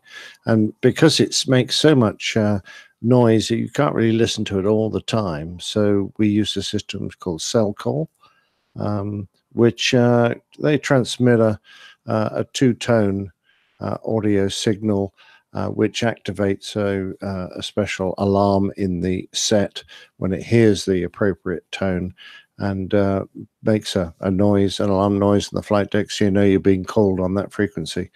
And that's how we listen out, so we don't actually need to have the audio turned up all the time. I have a story about HF. Go ahead. And cell call, or the lack thereof. So I used to fly the C-141B Starlifter. The U.S. Air Force had the option of paying for cell call, but they decided they were going to save money. Really? Can't be that expensive. We flew all over the globe, over the Atlantic and Pacific and Indian Oceans. Guess what? With HF radio on the entire time. No wonder you're going deaf. That's probably why I'm going deaf. Why I have tinnitus in my ears. Oh, and it's dreadful. It's like white noise. I mean, it's like Guantanamo Bay again. Mm-hmm. Oh, ouch. That would not be good, Jeff. It is horrible. So, yeah.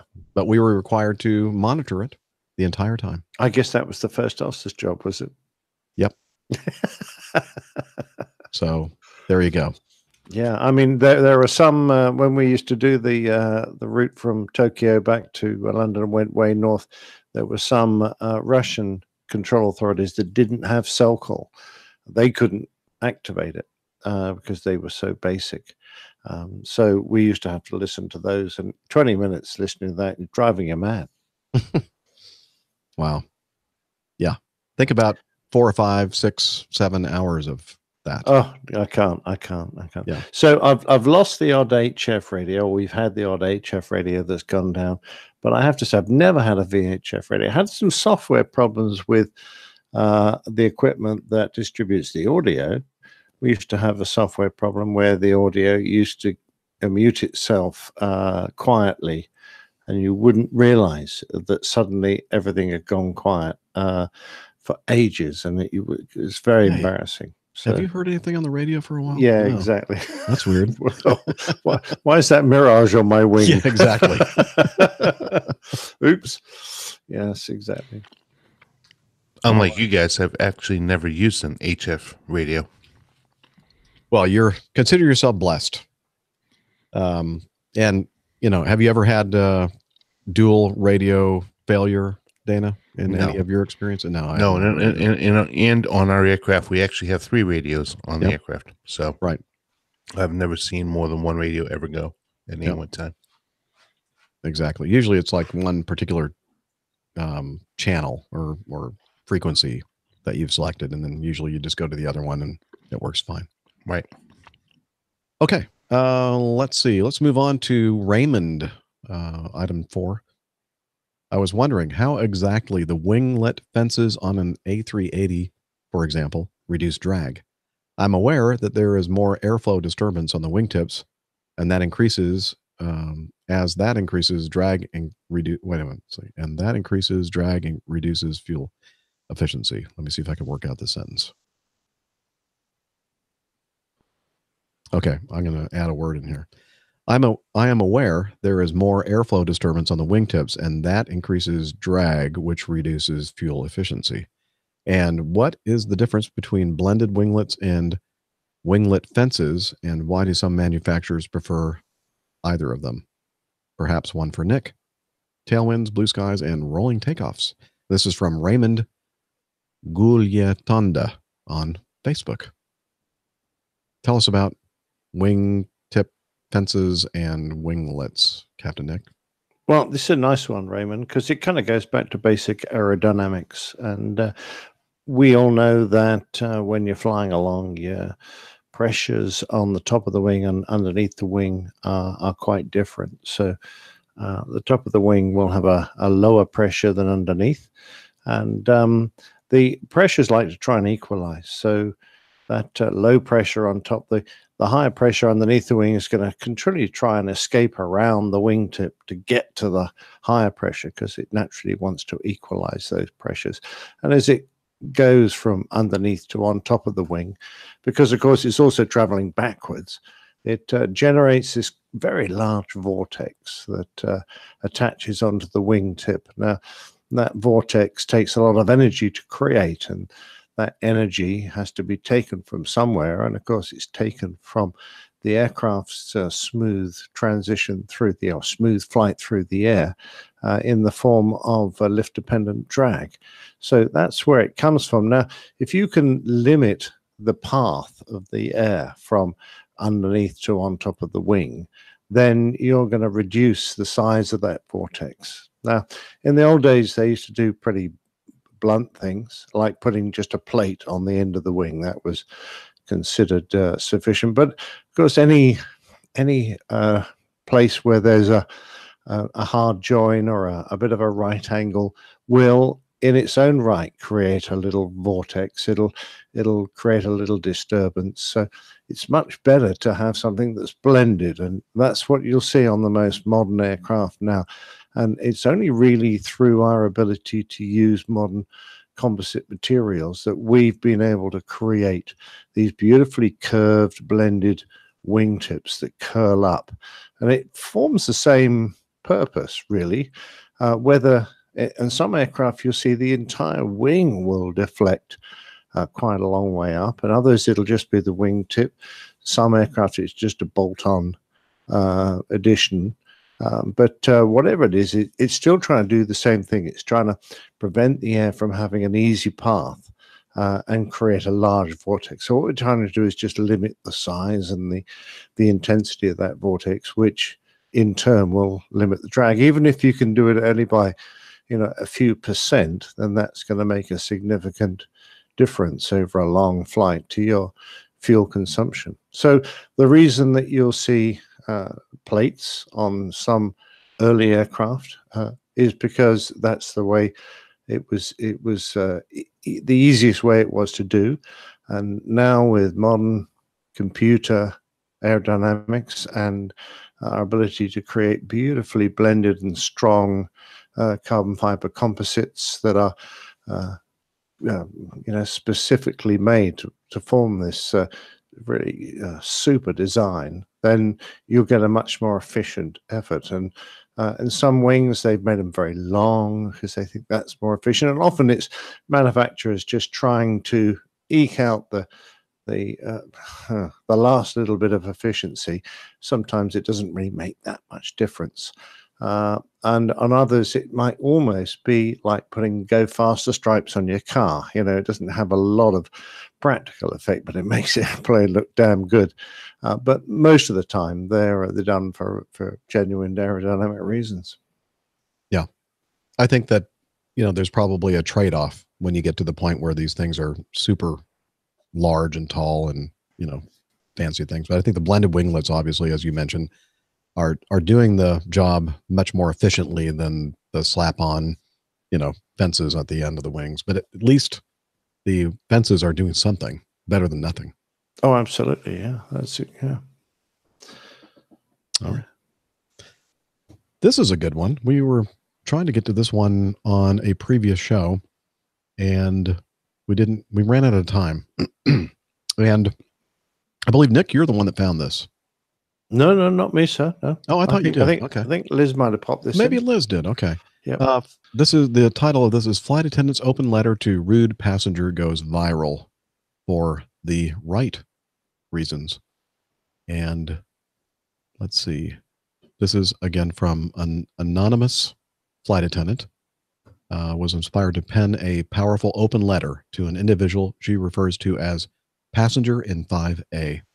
Her identity remains anonymous, but it's the realness of her words that resonates with those of us who know this industry inside and out. And this is from a blog, Christine Hogg. She's the associate digital editor at PAX Global Media. And so let's read this letter. Dear passenger in 5A, yesterday, when I wouldn't let you come to the front of the airplane because the pilots were going in and out of the cockpit, you informed me I was just a flight attendant. I've had some real time to reflect on that and decided to educate you on a few facts regarding this flight attendant. First, let's review my training and requirements for this job. I know how to fight fires while 35,000 feet in the air. I can perform CPR, do first aid basic all the way up to inserting an IV. I know how to identify guns and weapons. I know how to identify bombs and then move them to a location on the aircraft that will hopefully cause the least damage should they go off. I know basic survival skills for land and water. I know how to disarm people brandishing a gun, how to actually kill someone if need be, how to prepare an airplane for an emergency landing so every person aboard has the best chance of survival, and how to then evacuate the aircraft in under 60 seconds. While smiling, I've been taught how to deal with people from many different cultures, people who are disgruntled, people who are downright rude. I received excellent training for all these skills and every year have to go through refresher training and learn new skills. Second, I'd like to share with you some of the personal experiences I've had in the last 20 years as a flight attendant. I've held the hand of a grieving mother who was flying across the country to claim her 21-year-old son's dead body. I've given my personal clothes to a passenger who threw up, although I had nothing else to put on. I've been poked in my arm and sides many times by people who can't wait for me to finish with one person before they get their drink. I've held babies while their parent went to the bathroom. I've been yelled at for not having the exact food a person wanted. I've prepared an aircraft for an emergency landing, and while you were arguing with me about not wanting to turn off your computer, I was hoping I would be able to see my children one more time. I stood with tears in my eyes in the door of an aircraft while the remains of a U.S. soldier were lowered in a flag-draped coffin. I've had the honor of flying U.S. troops into foreign deployment areas. I missed Christmas Day with my family so you could get to your family. My work schedule is constantly changing, and there are times I go 5 to 6 days without a real night's sleep. I watched the events of 9/11 in horror, heartbroken from what my colleagues went through that day. I was scared to go back to work, but I reassured my child that I would come home, all the while knowing it could happen again. I watched a man die in front of me because the CPR we performed didn't revive him. Then I tried to reverently place his body on the airplane floor for the remainder of the flight. And when we landed, I sat with his body for over an hour until the coroner could pick it up. Please know that I do love my job and I choose to do it. I have a college degree and I'm a mother, a grandmother, a friend, a human being. So the next time you look at me and think, just a flight attendant, I hope you quickly remember who is trained and willing to get you out of a crashed airplane, save you from hijackers, perform CPR on you if need be, and the easiest part of my job, give you food and drinks. What Wow. yeah. That was fantastic. What a beautifully composed letter. Yep. Not much more you can really say there, can you? Absolutely not. Well read, sir. And, Not a bit. everybody that listens to the show, we understand that being a flight attendant is a very important job and it's a very difficult job. And this letter here really does a good job of describing it. And I don't think anybody would argue with anything that she said. Or he No, should have certainly said. not. I would like to have it broadcast loud and clear to those grumpy drunk passengers who just make our lives on board a nightmare, and just remind them, that the people they're dealing with, not only are they human beings and deserve respect just for that, they are really well trained and highly motivated people. But eventually, if you keep at them, you'll get them down, and that's obviously how this lady feels. Yeah. Well, she just needed to vent. And let's face it, most people that are passengers are just thinking that the flight attendant is just there as a sky steward, as a waitress in the sky, a waiter in the sky, when in fact, most people don't even realize their true job is to be there to save their butt if something ever happens. And that letter is just, I don't want to broadcast over the intercom on the airplane. I want that broadcast in every airport throughout the entire world. I'd like to have that broadcast on World News Tonight. Yeah. And that was just very well done. Dana, I think that most people understand that they're there for that, but they just kind of ignore that. They look the other way and think that's never going to happen.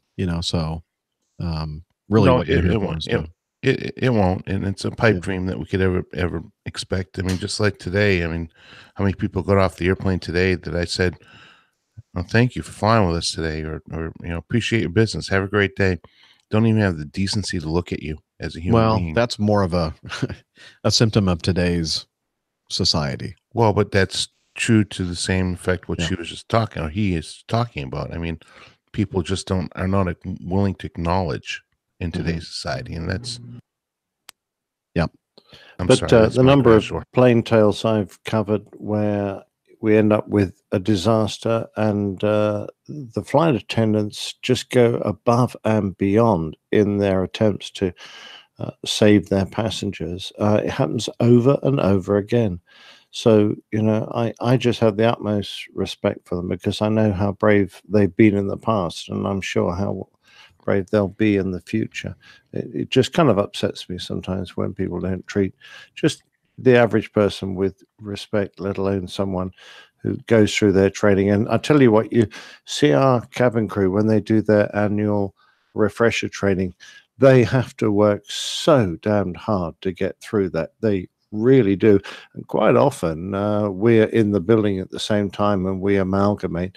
And I tell you what, we've been asked to sit in the mock fuselages when they do their evacuation. It's for them, it's like us doing a simulator. They're actually being tested that very moment on how they perform, and we're just the dumb passengers. When they really get down to it and start doing their proper safety job, sometimes it really pins your ears back. You really go, wow. These girls who sometimes, I think even we sometimes are think of them as dumb blondes, or we just we forget sometimes that just how good they can be at their job. And when you actually see them doing it right in front of you, you go, well, okay, I'll just reassess. I'll just reassess now for a minute, because that was really good. And I'm really amazed at the flight attendants that work for airlines like Dana and mine and yours as well. You have different fleet types, and they're required to know every single airplane that airline flies, not just one or two like we are required to know. And they have to know exactly how to open the doors and how to do all the different procedures for all the different airplanes. I'm thinking that's just amazing. Oh yeah, they have to know where every single piece of safety equipment is located, and they don't make it easy for them. They give them the most complicated charts, so they have to fill out, and it really requires. It's a mental trick to be able to learn where all that is and how to do it. But they're very good. And there are a lot of flight attendants that don't make it through that training.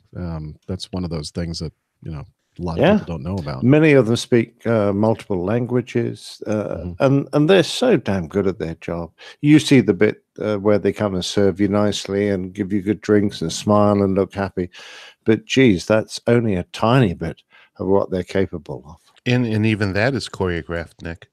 Even that is, per the company procedures and policies. Yeah, which they've had to learn on top of everything else that they have to do. I mean, I think at Acme it's 6 weeks, if I remember correctly, somewhere around there, of just pure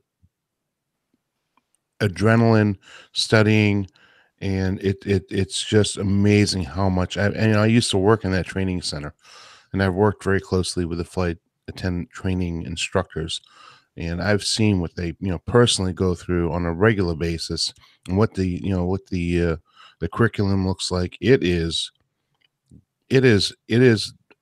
quite literally the biggest fire hose you could ever imagine.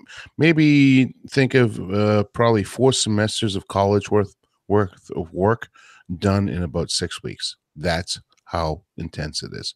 So yeah, my hat's off to all the professional flight attendants out there, because it takes a lot to be a flight attendant. It's just not somebody serving drinks on an airplane.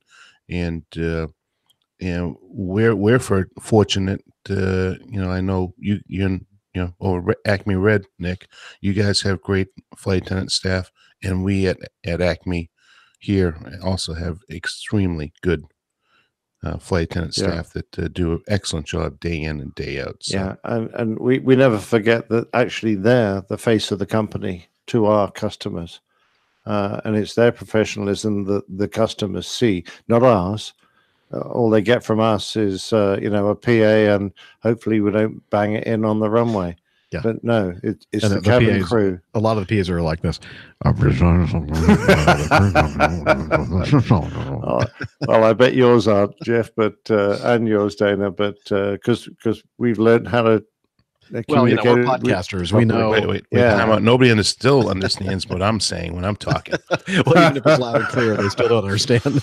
What is he saying? They do understand when I say, when it's really cold outside, and I say, ladies and gentlemen, I'm taking a survey. Who on the aircraft would like to go to Jamaica instead of going to Cleveland today?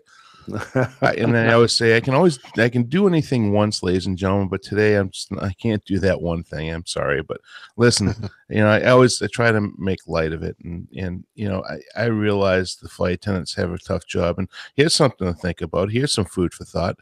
In the airline business, the flight attendants spend the most face time with our passengers. Yeah, out of anybody in the company, they spend the most face time. So when you say, Nick, that they are the face of our company, they truly indeed are, and everything they do every day is ridiculed, looked at, is pointed out, and they probably have one of the most difficult jobs. Yeah, they do. They really do. All of us here, all of us professional airline pilots on the APG crew, salute our flight attendants. We really, for sure, absolutely. Greetings, Captain Jeff, APG crew and APGers out in APG land. James Graves Brown here again. I just wanted to thank you guys for your last feedback on me asking about filming with my GoPro on the plane. I don't know. I've filmed with my phone on the plane before, but I thought, the GoPro being a little more bulky, and I don't know, it didn't make sense to me that it was the same category as a phone. But obviously, it's not using cell service, so yeah. So I did film the takeoff and landings a couple times. Unfortunately, I didn't get a whole lot of good or useful footage because, we were landing in Vegas the first night, and it was a little too dark to be filming. So obviously, the takeoff was the same. Landing in LAX, I tried to shoot, but again, it was a little too dark, so you only see lights here and there. So then I tried to film the takeoff from LAX, and silly me not paying attention to the battery life on my GoPro, I only got to film us taxiing to the runway, and then we get to the runway and line up, and my camera died, which is super unfortunate because it was a beautiful takeoff and a beautiful day, slightly overcast, not too bad, so the views were phenomenal. So that was unfortunate. But nonetheless, I had a question about so all 4 legs of that trip was on 737-800s, I believe. And I wanted to ask you guys if any of you had ever flown, piloted the 737 or flown in the 737. And if so, did you experience rough landings? Because all 4 legs of my trip, we had pretty rough landings. Rough enough to jar people scared. I wasn't too scared. I'm actually getting over this fear of flying thing. I'm actually starting to enjoy it now. But yeah, the landings were very rough, and I didn't know whether to gauge that to, you know, inexperienced pilots, maybe auto lands, maybe captains having a bad day. But all 4 of them, it kind of made me think maybe it's a function of the 737 itself, just a rough landing. It's just a rough landing plane. And in comparison, when we flew to Orlando on Frontier's A320, that plane was the smoothest landing I think I've ever experienced. I could hardly even tell that we had landed when we did. So I just wanted to see if any of you had any explanation for that, maybe. Also, I wanted to mention, I was going through the back catalog trying to get caught up. I listened to an episode where Captain Jeff, where you were a guest on the Airplane Geeks podcast. And so I went over to their podcast to try and find the episode. It looks like it was archived. I'll do some searching and find it. But so I listened to their most recent episode just to see what that show was about. It's a good show. I don't like it as much as yours, but I do. It was okay. However, the episode I listened to, there was guests on there, Mike and Stefan Strausser, who make an airplane, like an AvGeek comic strip. And it's a pilot and his mechanic buddy who are chickens, and the comic strip's called Chicken Wings, and they fly out of a airport or airline called Roost Air. Anyway, you should check it out, and maybe you could do an interview with them on your show. I think that would be cool. And I do have their information as far as email goes. If that's something you'd like to pursue, just you can get a hold of me via email, and I can give you theirs. Anyway, thank you guys. As always, clear skies, tailwinds, and unlimited visibility, and safe, soft landings. Thank you. Airbus, Airbus, Airbus, Airbus. James, do something Mad about that dog, cold. mad You dog. need to get better. Yeah, they didn't call it Boeing for nothing, you know. Yeah, well, and we, as much fun as we have, like, rooting for Boeing or rooting for Airbus, we all know that all the airplanes are great out there, and pilots are different. They have different skills, different days. I mean, I know he doesn't want to admit it, but I bet that occasionally Nick doesn't have a greased on landing. I know I can admit it that I don't. They're not always great. Well, I've seen that. Yeah, shut up. Yeah, I've seen you too. Yeah, every one of them. But I never say. But you know what? I don't ever want I to don't see ever a say anything greased bad dinner. about people like all of you do. But, Well, that's because you're nice. yeah, I try to be. But let me tell you what I say when you're not listening. No, Well, I'm not going to don't. tell you that. But you know, it's just that experience. I mean, the same thing with you could have a great flight attendant crew or a horrible flight attendant crew. It could be a great flight because of that or a bad flight because of that. It could be, you know, there's so many variables in this whole thing. But we do have fun saying, well, of course, the Airbus was a smooth landing and the 737 was a bad landing. But you know, it's I don't know if you can really equate aircraft types with consistency in one way or another. But I do want to say, you know, he mentioned at the very end, different podcasts. And by the way, the Airplane Geeks podcast is a great podcast. It's different than what we do. And I think that's great. I'm glad that it's different than what we do. And I'm sure that they're glad that our show is different from theirs. And our show, by the way, is not an interview type of program. And I'm glad that James kind of put that out there because he talked about the chicken wings cartoon and the guys that do that. And it was a very interesting segment or a part of the Airplane Geek show. And I listened to it with much interest. But our show is not really an interview show at all. We just kind of cover news and talk about and cover your feedback every week. And we do get occasionally people that have a very strong feeling about people out there doing great things in the aviation world of new media, podcasts and YouTube videos and that kind of thing.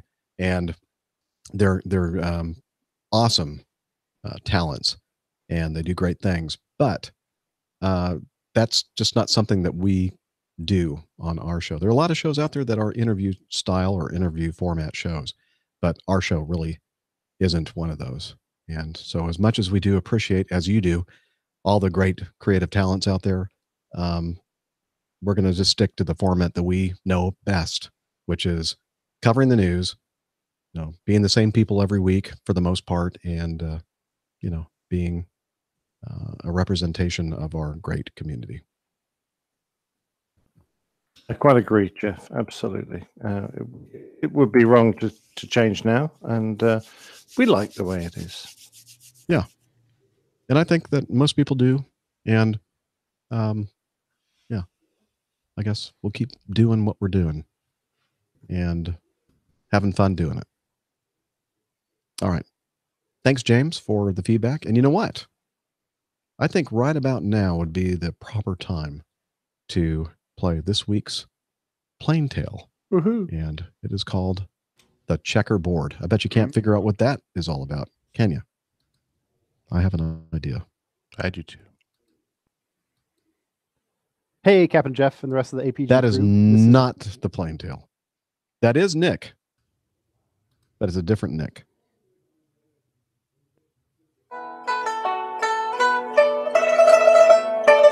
The old pilot's plain tales. The checkerboard. Those passengers in the know would either strive to sit in a right-hand window seat or be as far away from it as possible, depending on their love of flying. The unlucky ones would lean across, striving to get a peek at the amazing view that was going to appear in the small aircraft windows. So famous was it that aviation enthusiasts the world over would spend their savings just to achieve the experience. As the aircraft turned towards the runway, it would only be a few 100 feet above the ground, and for those in the lucky seats, as the aircraft banked, the sky would disappear to be replaced by the dirty and unkempt roofs of Kowloon. In Shamshui-Po, Shek Kip Mai, and Kowloon City, tourists would gawp upwards as massive airliners thundered overhead, skimming the rooftops, with only fleeting glimpses of them visible through the gaps between the crowded buildings. the locals completely ignored the massive beasts, which for them were just part and parcel of their daily life. On board, the passengers would momentarily spy into little apartments, balconies full of potted plants and poles bearing the day's washing. Some might wonder if they would pick up clothes and land with the wing decorated with bunting made from pink knickers and old T-shirts. From just above roof level, the city looked rather scruffy and haphazard. The flat roofs were cluttered with air conditioning units, storage boxes, chicken coops, little gardens, and the like. But it was home to many locals who, day in, day out, lived under the approach to Hong Kong's Kai Tak Airport. When Kai Tak was in use, Hong Kong was a dependent territory of Great Britain, but it wasn't just given away by the Chinese out of love for Britain. During the period of British colonialism, when much of the globe was coloured pink and it was said that the sun never set on the empire, China was a large and willing market for opium, so there grew a trade between India, China, and Britain. Opium from India was exchanged for tea and silk in China, which was sold for vast sums in Britain and throughout the empire. Faced with a drug crisis, the Emperor of China tried to halt the opium trade, but this was a far too lucrative a business to allow it to stop without suitable recompense. The British Navy, employing gunboat diplomacy, sailed up the Pearl, the Geelong, and the Yangtze rivers, destroying forts, capturing cities and harbours along the way until the emperor capitulated. As a consequence, in 1842, he ceded the island of Kowloon to the British in perpetuity. A second Opium War a few years later resulted in the Kowloon Peninsula plus Stonecutters Island joining Hong Kong as part of the British Empire. Living conditions on the island were difficult, but eventually it started attracting merchants, particularly after an additional area known as the New Territories were given over on a 99-year lease in 1898. 22 years later, Aviation arrived at Kai Tak with the building of an airport. It started with two businessmen, Ho Kai and Ao Tak, as a land reclamation project that went bust, hence its name. But then a man called Harry Abbott opened a school of aviation on the reclaimed land. Soon it had a small grass strip runway, and the RAF began operating from there, building a slipway for seaplanes that landed in Kowloon Bay. Several flying clubs appeared, which eventually amalgamated to become the Hong Kong Aviation Club, to this day a great haunt for GA pilots and airline pilots alike. Hong Kong fell into the hands of the Japanese during the Second World War. They attacked on the very same day of the attack on Pearl Harbor, and under their cruel rule, they expanded Kai Tak, using Allied prisoners of war as laborers. The occupation lasted 4 years, but when back under British rule, the airport became the Royal Naval Air Station HMS Flycatcher. In 1954, plans to develop Kai Tak into a modern airport were made public, and by 1957, the runways had been extended. Probably the largest aircraft to operate out of there then was the Bristol Britannia, with the airport being used as a staging stop for BOAC's London to Tokyo route. A year later, the main runway was extended further into the harbour, and by 1962, the passengers had the long-awaited comfort of a proper terminal. By the mid-70s, a further expansion increased the landing area to over 11,000 feet, enough to comfortably accommodate the jet airliners of the era.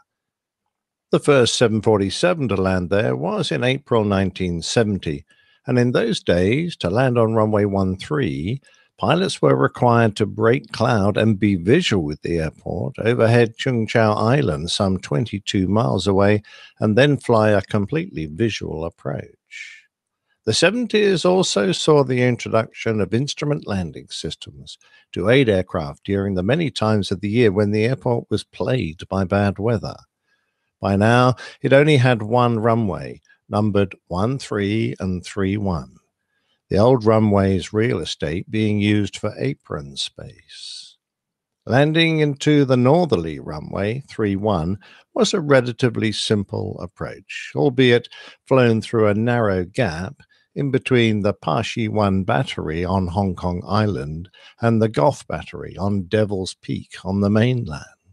The water gap was less than 500 meters, around 1,500 feet, and an aircraft passing through it would be descending through 600 feet. Not only was the high ground either side of you something to be very aware of, but the final part of the approach was flown over water which at night would look inky black, a dark, uninviting hole. The go-around from this runway was always interesting. Kai Tak was almost completely surrounded by sharp-edged ridges and peaks. Less than 5 miles to the south and southwest is the island of Hong Kong, most of which is over 1,000 feet high and rises to nearly 2,000 feet at Victoria Peak. 3 miles east is Twin Peaks, Violet Hill, and Mount Nicholson, which rise to over 2,300 feet. The worst terrain is to the north. It starts less than 3 miles away as the ground rises into a stark granite ridge and rapidly reaches 3,300 feet around Kowloon Peak and Lion Rock.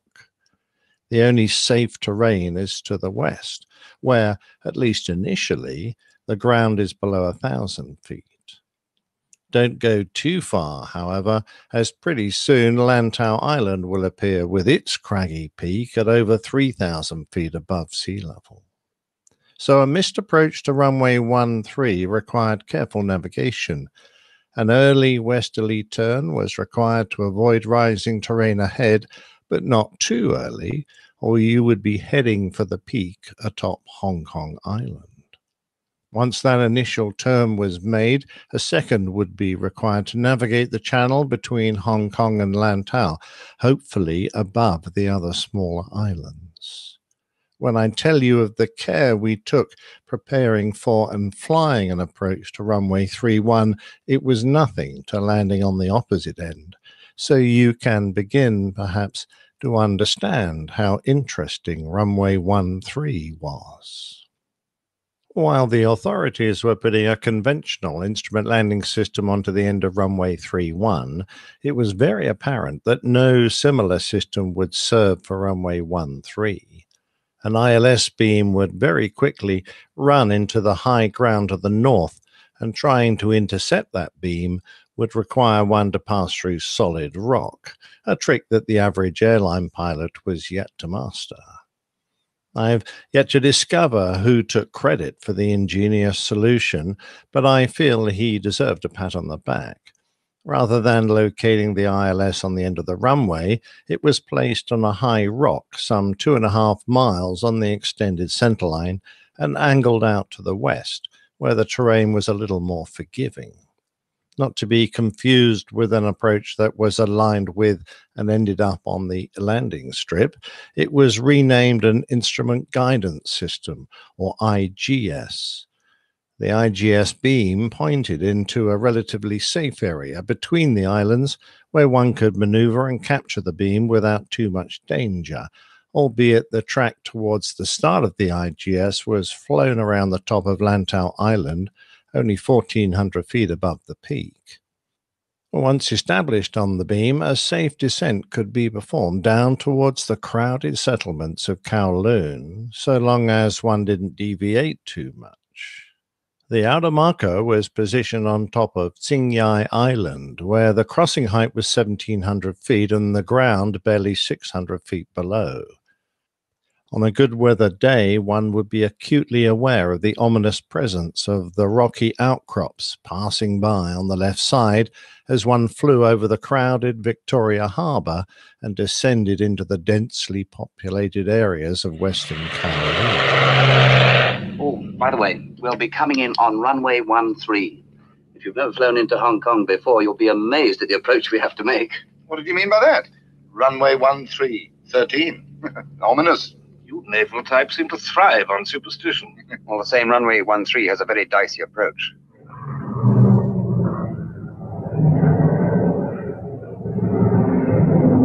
Bit of a corker, isn't it? Piece of cake.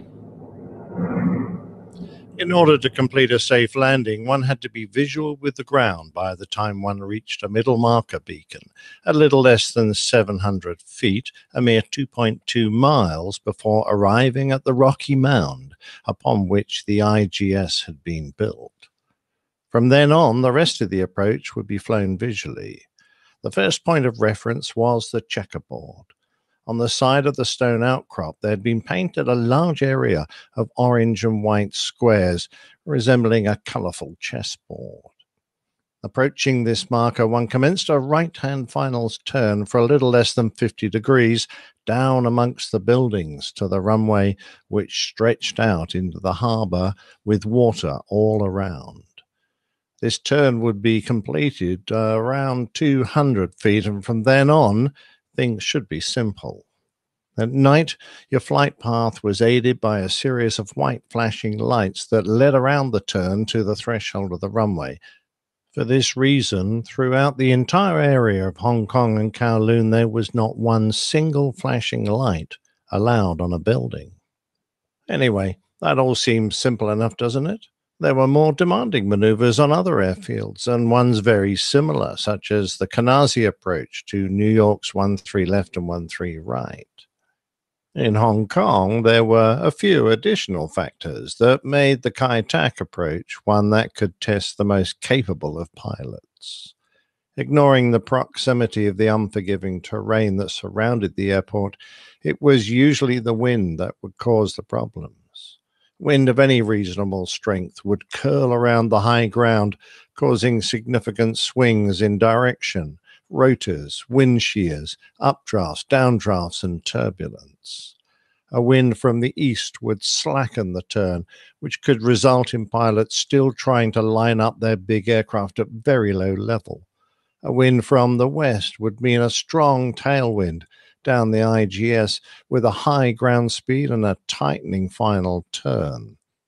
If you got visual late, you might end up cranking the aircraft around with well over 30 degrees of bank in order to line up, and you were always working out in your head what drift you needed to roll out with as you settle onto the center line so that you didn't immediately drift off it again.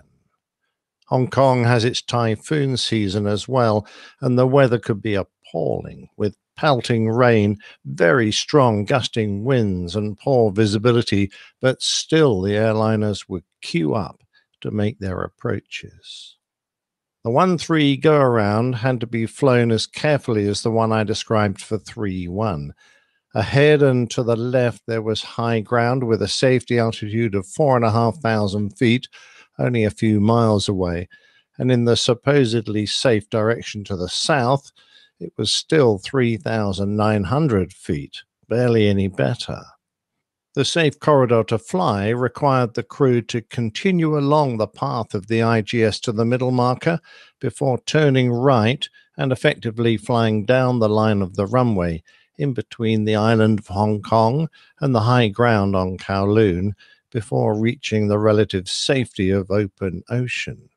On one famous occasion, a 747 went around straight ahead, barely clearing the rocks and only surviving because, by luck, they found a low point on the ridgeline. Safely on the ground, particularly on a difficult day, it would be backslaps and handshakes all round, but then would come the departure. On a hot evening, the performance books would be out to calculate how much weight could be carried. Takeoffs were almost always conducted on runway 13, even with a significant tailwind, as to attempt to use runway 31 towards Kowloon and the high ground was just too limiting. The figures were calculated to single degrees of temperature and knots of wind. A small change in the predicted conditions might require a taxi back and an offload of cargo.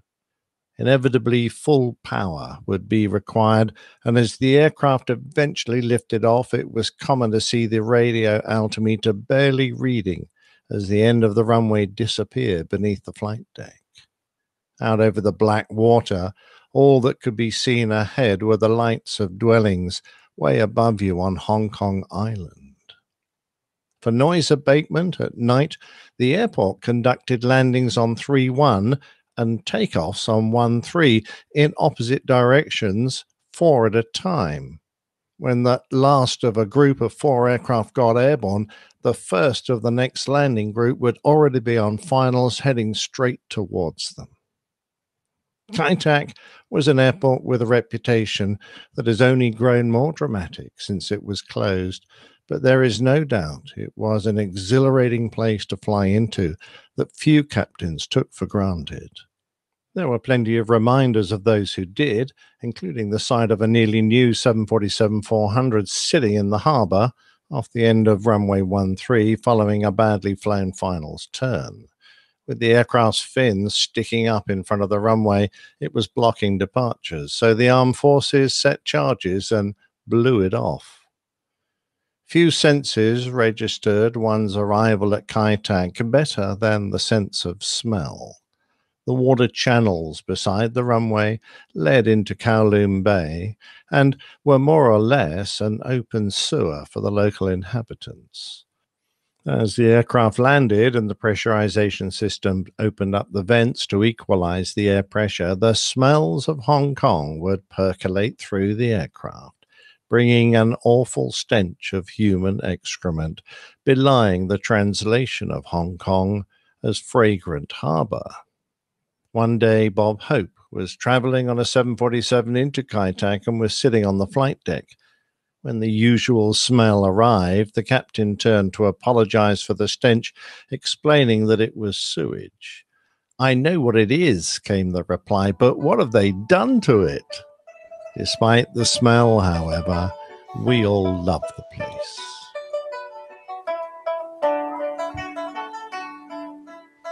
You know, people say that about me as well. They love me, but the smell. You know what they say? Hello? You know what they say, There's right? Yeah. Oh, you know what they say, right? I forgot I muted you guys. Now I'm going to pretend we just came in from the end of the plane tail. The people say the same thing about me, that they like me, but the smell, not so much. You know what they say about you, Jeff? No. You've got a heart of gold, but you smell a bit. Well, that's better than nothing, I guess. So, Adam, this is a plane tail. Maybe I'm misunderstanding what he's saying here. That must have been a good story. Plane tail, maybe? Yeah. Yeah. Yeah. That story was a That's plane what we tail. call That was. That's what we call the plane tail. We just listened to the plane tail. Don't worry. Okay. Somebody take Adam aside and slap him around a little bit, please. Yeah, that'll be fine. It's funny though, isn't it? There are places in the world where they get such a reputation that they become daunting when they don't really need it. And there's most of the time, landing in Hong Kong was, it was just a lovely day out. It was a beautifully picturesque place.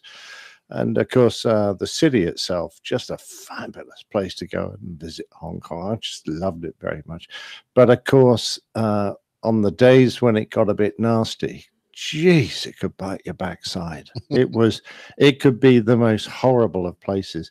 And in typhoon season, people used to, I don't know, people used to go sick rather than, knowing there was a typhoon possibly going to come in, they would go sick rather than take the risk of flying a flight in there. So yeah, it could be quite daunting. I took my hat off to the Cathay guys and Dragonair guys that flew day in, day out of that airport.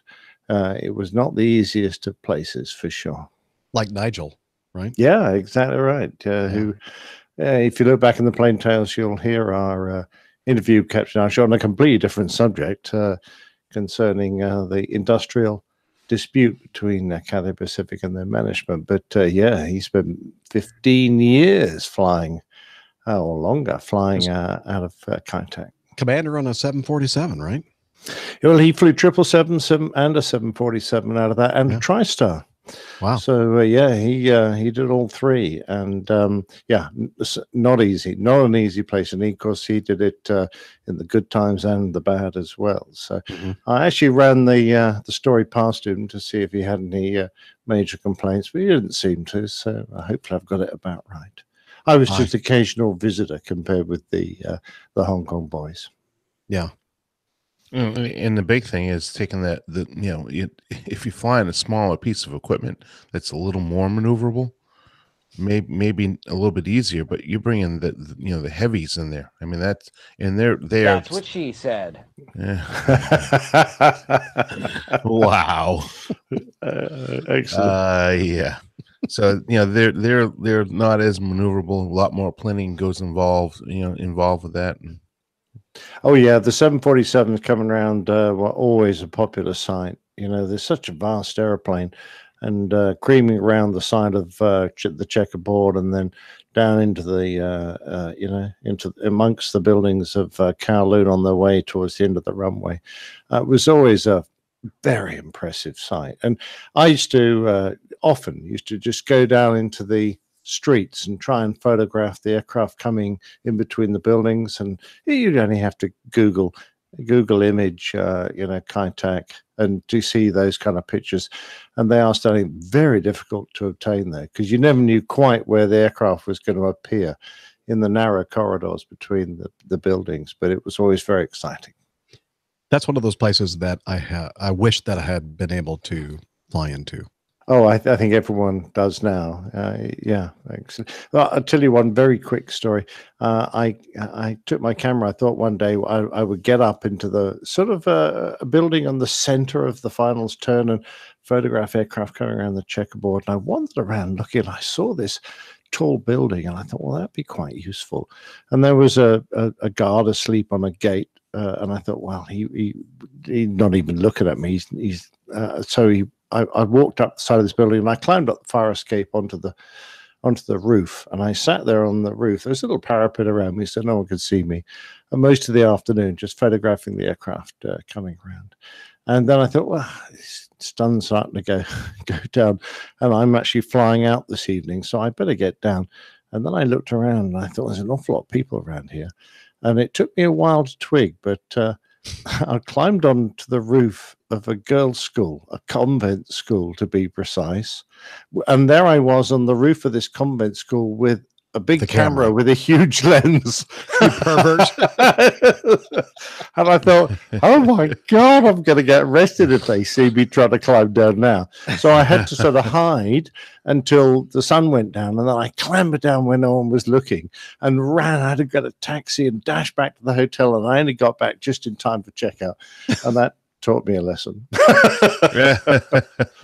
At first, I was thinking you were going to the place where they thought you were going to commit suicide or attempt suicide. But then when you said the girls' school, I went, oh, okay, yeah, it's going a different direction. Convent school at that. Oh, Oops. my gosh.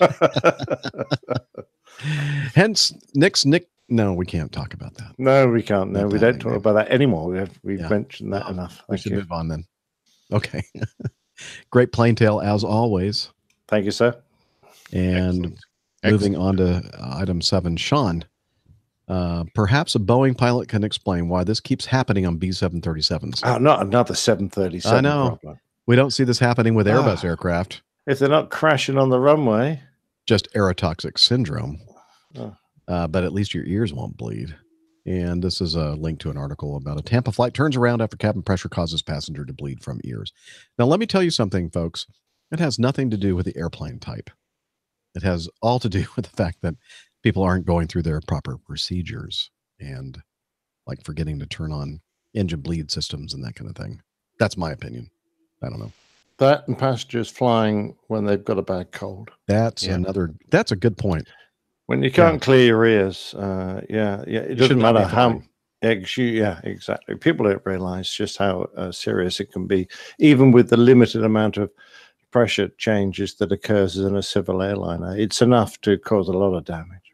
I just left on this trip, and to be honest, I had a little like sore throat a couple of days before the trip, and it felt to me when I woke up the morning of the first day of my trip that everything felt like my clears were ear. Let me try that again. Ears were clear, and I wouldn't have any problem at all. But when I was descending into Melbourne, sure enough, I had to do the kind of the manual Valsalva maneuver to clear my ears, and I'm thinking, oh, I guess I wasn't as clear of the stuff that I thought I was, and it's just another reminder that you should be very careful about when you're traveling with any kind of congestion at all, because it can result in something very bad.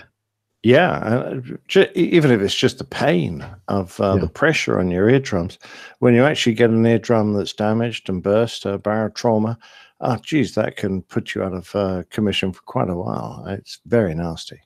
I was flying into Portland, Oregon once years ago in the 90s, and we were descending, and I guess one of my sinus cavities had some issues with congestion and whatever. And it felt like somebody had taken an ice pick and just like stabbed it into my forehead. Ouch. Very, very painful. And I'm thinking, okay, note to self, I'm not going to do this again, because that was a serious situation. I was almost incapacitated, not quite, but I was very close to it. And got to be careful about that. For sure. I think a lot of people don't realize, when you talk to them, at the elevation that we actually get pressurized at. So everybody thinks when they take off, for example, out of Atlanta, we're, roughly 1,000-foot pressure elevation. People don't think about, well, when we take off, we climb up to, 35,000 feet, that the cabin is in somewhere around 5,000 to 7,000 feet, depending on what aircraft and what the pressurization is. And so that's the pressure elevation. So it's like being in Denver or even higher. And that's a significant pressure change, but people just don't realize that. So and not only the pressure differential, but also the rate at which you're going through that differential. True. If you're driving a car up a mountain, your system is probably going to have time to adapt to it. And it's very much like scuba diving. When you are on the surface and you go down, all right. So when you're going up, you're going to much lower pressure as you go up. But as you go down, now the pressure is increasing, and that's generally when you're going to feel it the most, because there's far more pressure on your nasals and or your ears. And if you haven't had the opportunity to drain them, or if they're clogged, then that's when the pressure is going to start trying to equalize back, and that's when the pressure is going to be the most painful, as you were describing with the ice pick. It's when you are on descent into wherever you're going, right? So people don't realize it until it's too late. Yeah, it's usually going in an airplane. Going up is usually not a problem. It's not a problem at all. Yeah, and same with scuba diving. Yeah. From the surface down, your first 33 feet is an extra atmosphere, so it's very difficult to pressure, to relieve the pressure. And if you're clogged, you can't. So that's a good thing with scuba diving, because you're trying to go scuba diving if you can't equalize. Then you go up, and it's going to get better. When you go up, it gets much better. Okay. And so it's just the same thing with flying airplanes. Very dangerous. Good point. Yes. Okay. 8. Paul. Hello, APG crew. I was just listening to episode 360 and the discussion about turning circuit breakers on and off during flight. This reminded me of a Gary Larson cartoon. I love Gary Larson. I love these cartoons. The Far Side, in which a passenger is contemplating a switch on his armrest, which has 2 positions. Wings stay on and wings fall off. And so you actually have to see this cartoon frame to really appreciate it. And then you have to have a kind of a warped sense of humor to enjoy Gary Larson's cartoons. I love them. Well, you have to have a warped sense of humor to enjoy this show. That is true. So you'll love this. So look at the show notes and look at this Gary Larson cartoon. Wings stay on, wings fall off, and the contemplation involved in whether or not to touch that switch. Jordan sent us some audio feedback. He says, love the show. First audio feedback. Hopefully this audio file from my iPhone works. Cheers from the sandbox. And you know what, Jordan? It did work. And now we're going to play your feedback. Hello, APG crew and family. This is Jordan from the great country of Kuwait, leaving my first audio feedback. First of all, really enjoyed meeting you guys a couple months ago out there in Atlanta. Had a blast. Looking forward to more meetups with you guys in the future. Hope to meet some more of the APG crew. 2 questions today. First question regarding flying in international airspace and doing international approaches, or just approaches where you're unfamiliar. This is kind of for you, Captain Nick. The other day, or last month, I was flying in Southern California, and I was expecting the ILS to Van Nuys, and sure enough, they came over the radio and said clear for the visual. And so I pulled open my ForeFlight app, and sure enough, there was no visual approach in ForeFlight. It made me think kind of about what it's like flying international. So I know that you fly to Dubai here in the Middle East, and you fly out to New York quite often. So how does that work? Do you make sure that you have every Jeppesen plate available for those particular airports? Does the airline provide that sort of stuff? I also opened ForeFlight here in the Middle East, and I noticed that there was no VFR or IFR low en route charts available. There was no approach plates available, so I'm not sure if I have to go buy that stuff or something. So if you can elaborate a little bit on that, I'd appreciate that. I know there's differences in airspace between, or differences in rules in airspace between EASA and FAA. And so if you could explain a little bit about how that works, flying into the Bravo at some of the larger airports like JFK versus flying into Dubai. I don't know what Dubai is, but I know it's some sort of their version of Bravo airspace. So appreciate some explanations there. Second question, comment, Dr. Steph, come on, this new dog name, Truman, really? I left some comments on Facebook and Instagram. What about taquito or enchilada or empanada? Like, let's keep the Mexican theme going, you know? Anyhow, love the show, guys. Look forward to new episodes each week, and hope to see you guys in the future. Clear prop. Clear prop. I love Truman, but maybe tequila would have been better. You know, that's we all love tequila. Yes, we do. Oh, salsa, tequila, salsa. Great feedback, Jordan. Thank you. Okay, visual approach. I'm not sure. Let me see if I understand exactly where you're coming from here. I think you might have a misunderstanding. When somebody clears you for a visual approach, it doesn't necessarily mean that you're cleared for a charted visual approach. There are places that we go that have charted visual approaches where you'll actually find them in the Jeppesen pages or the ForeFlight pages or whatever, and it's an actual procedure that is a visual approach. But in general, a visual approach is, you see the airport? Okay, you're on your own, and do whatever you need to do to get yourself to the runway and land. And in general, most airlines' policies are that if you have an underlying approach, like an ILS approach, an RNAV approach, you must use that for your guidance, even though you're using mostly outside references to perform your visual approach. Am I getting, is that what you guys were picking up there? Yes. Okay. I don't know. I'm English. Well, I know. No, let's not ask Nick, because he doesn't like visual approaches. No, I know, because we never do them anywhere except here. Right. Well, and he's talking, you know, in comparison to international versus what we have. I'm not sure about what Jeppesen products are out there beyond the regular places that are gone to internationally. So I don't know what the coverage would be over there in the Middle East. I obviously have never flown over there. I've barely ever flown outside the borders of the United States. However, as far as what Jeff was just talking about, your visual approach is a visual approach. If there's instrument approaches, which I would imagine major airports over there would certainly have published instrument approaches. It's just a matter of getting that from the local authorities or Jeppesen. Now, as far as do we have to worry about that? Any airport that we serve, we're going to have our complete plate set. Now, it used to be we would have to have the paper version to anywhere we went, and all of our alternates that we used to carry around in our big old flight bags, the big squarish or rectangular flight bags. But nowadays we are, we are all electronic.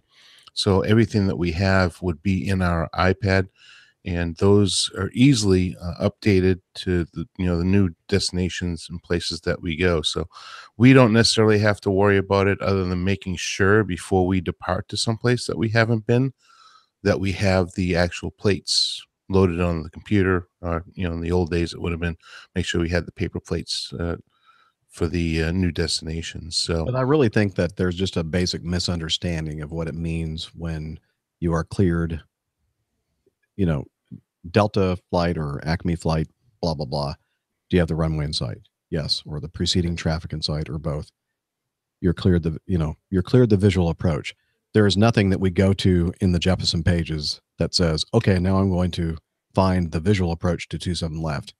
Very, very rarely there are places where there are charted visual approach procedures, and it's very few and far between where you'll actually have to fly a certain track. Like it'll have their like this stadium, fly over this stadium, and then look for this lake or pond, and then turn this direction and line yourself up with the runway. That's a very uncommon thing, and very few places have them.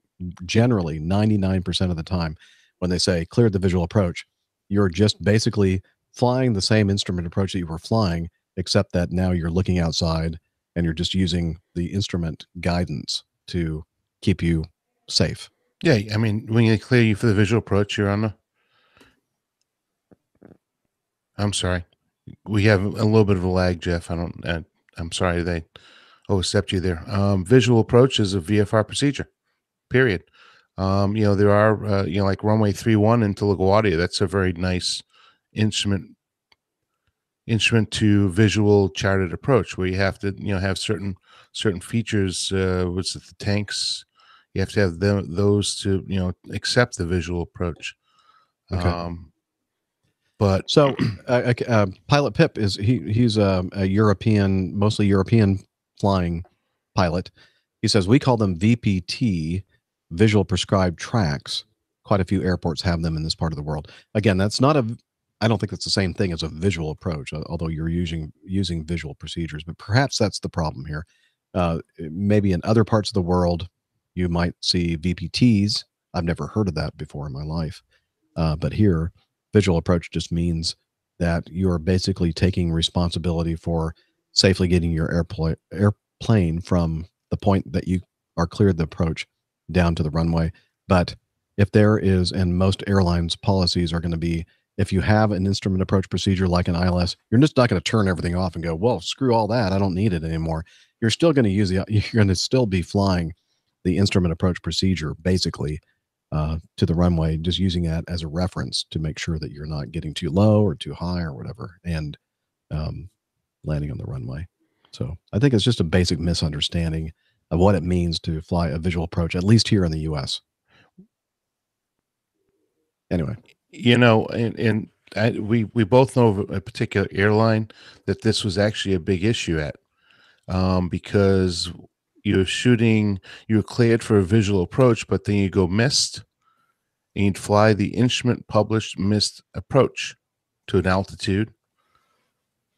Well, there was a whole big thing about that, remember?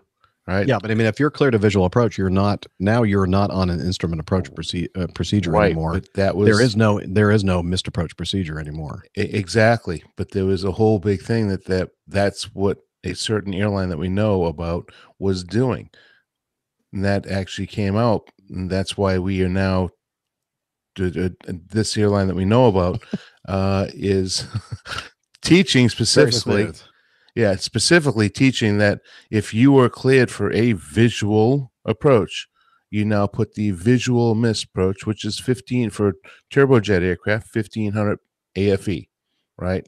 How long forever in Atlanta did, if we were, but you know what? Practically speaking, it doesn't really matter, because if you tell somebody you're going around, and when you're on a visual approach, they're going to immediately tell you, fly this heading and this altitude. In fact, the tower controllers, when I did the tower tour in Atlanta, said, I don't care what what the missed approach procedure says or what your procedures are for visual conditions. If you're on this runway or this runway, it's going to be 4,000 feet. If you're on this runway, it's going to be 3,500 feet. That's what's going to happen. That's what we're going to give you. That's Atlanta, though. I know, but it's just again that's I think Atlanta. we're getting into a rabbit hole here. Oh yeah, you're right. You're absolutely right. But anyway, visual approaches. Most of the 99.9% of the time is just use your eyeballs, fly the airplane to the runway, use the instrument approaches as a backup to make sure you're not doing something stupid. Use the visual references, the PAPI systems, the VASI systems, or whatever, the visual approach guidance. Or 3-to-1. Or just use a 3-to-1. 3-to-1. But, and then... Or just crash. When? Oh, thank you.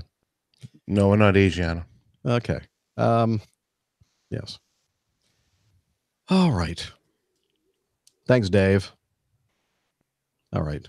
Yeah, but I understand his confusion. It confused me. And actually, it's one thing you guys on the show helped me to resolve was this problem of being given a visual approach, but it wasn't actually a visual approach. It was an instrument approach, and I'm still IFR, but I just need visual cues in order to complete it because there are certain elements of it that need to be performed visually. Right. I need to see the airfield or I need to see an aircraft in order to complete the approach. And once I got that on board, I was completely happy. And you made a good point also. You just made a great point because Dana said something that wasn't actually a visual approach is not a VFR procedure.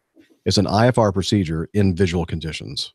Yeah, that's how I understand it now. And I'm completely happy with that.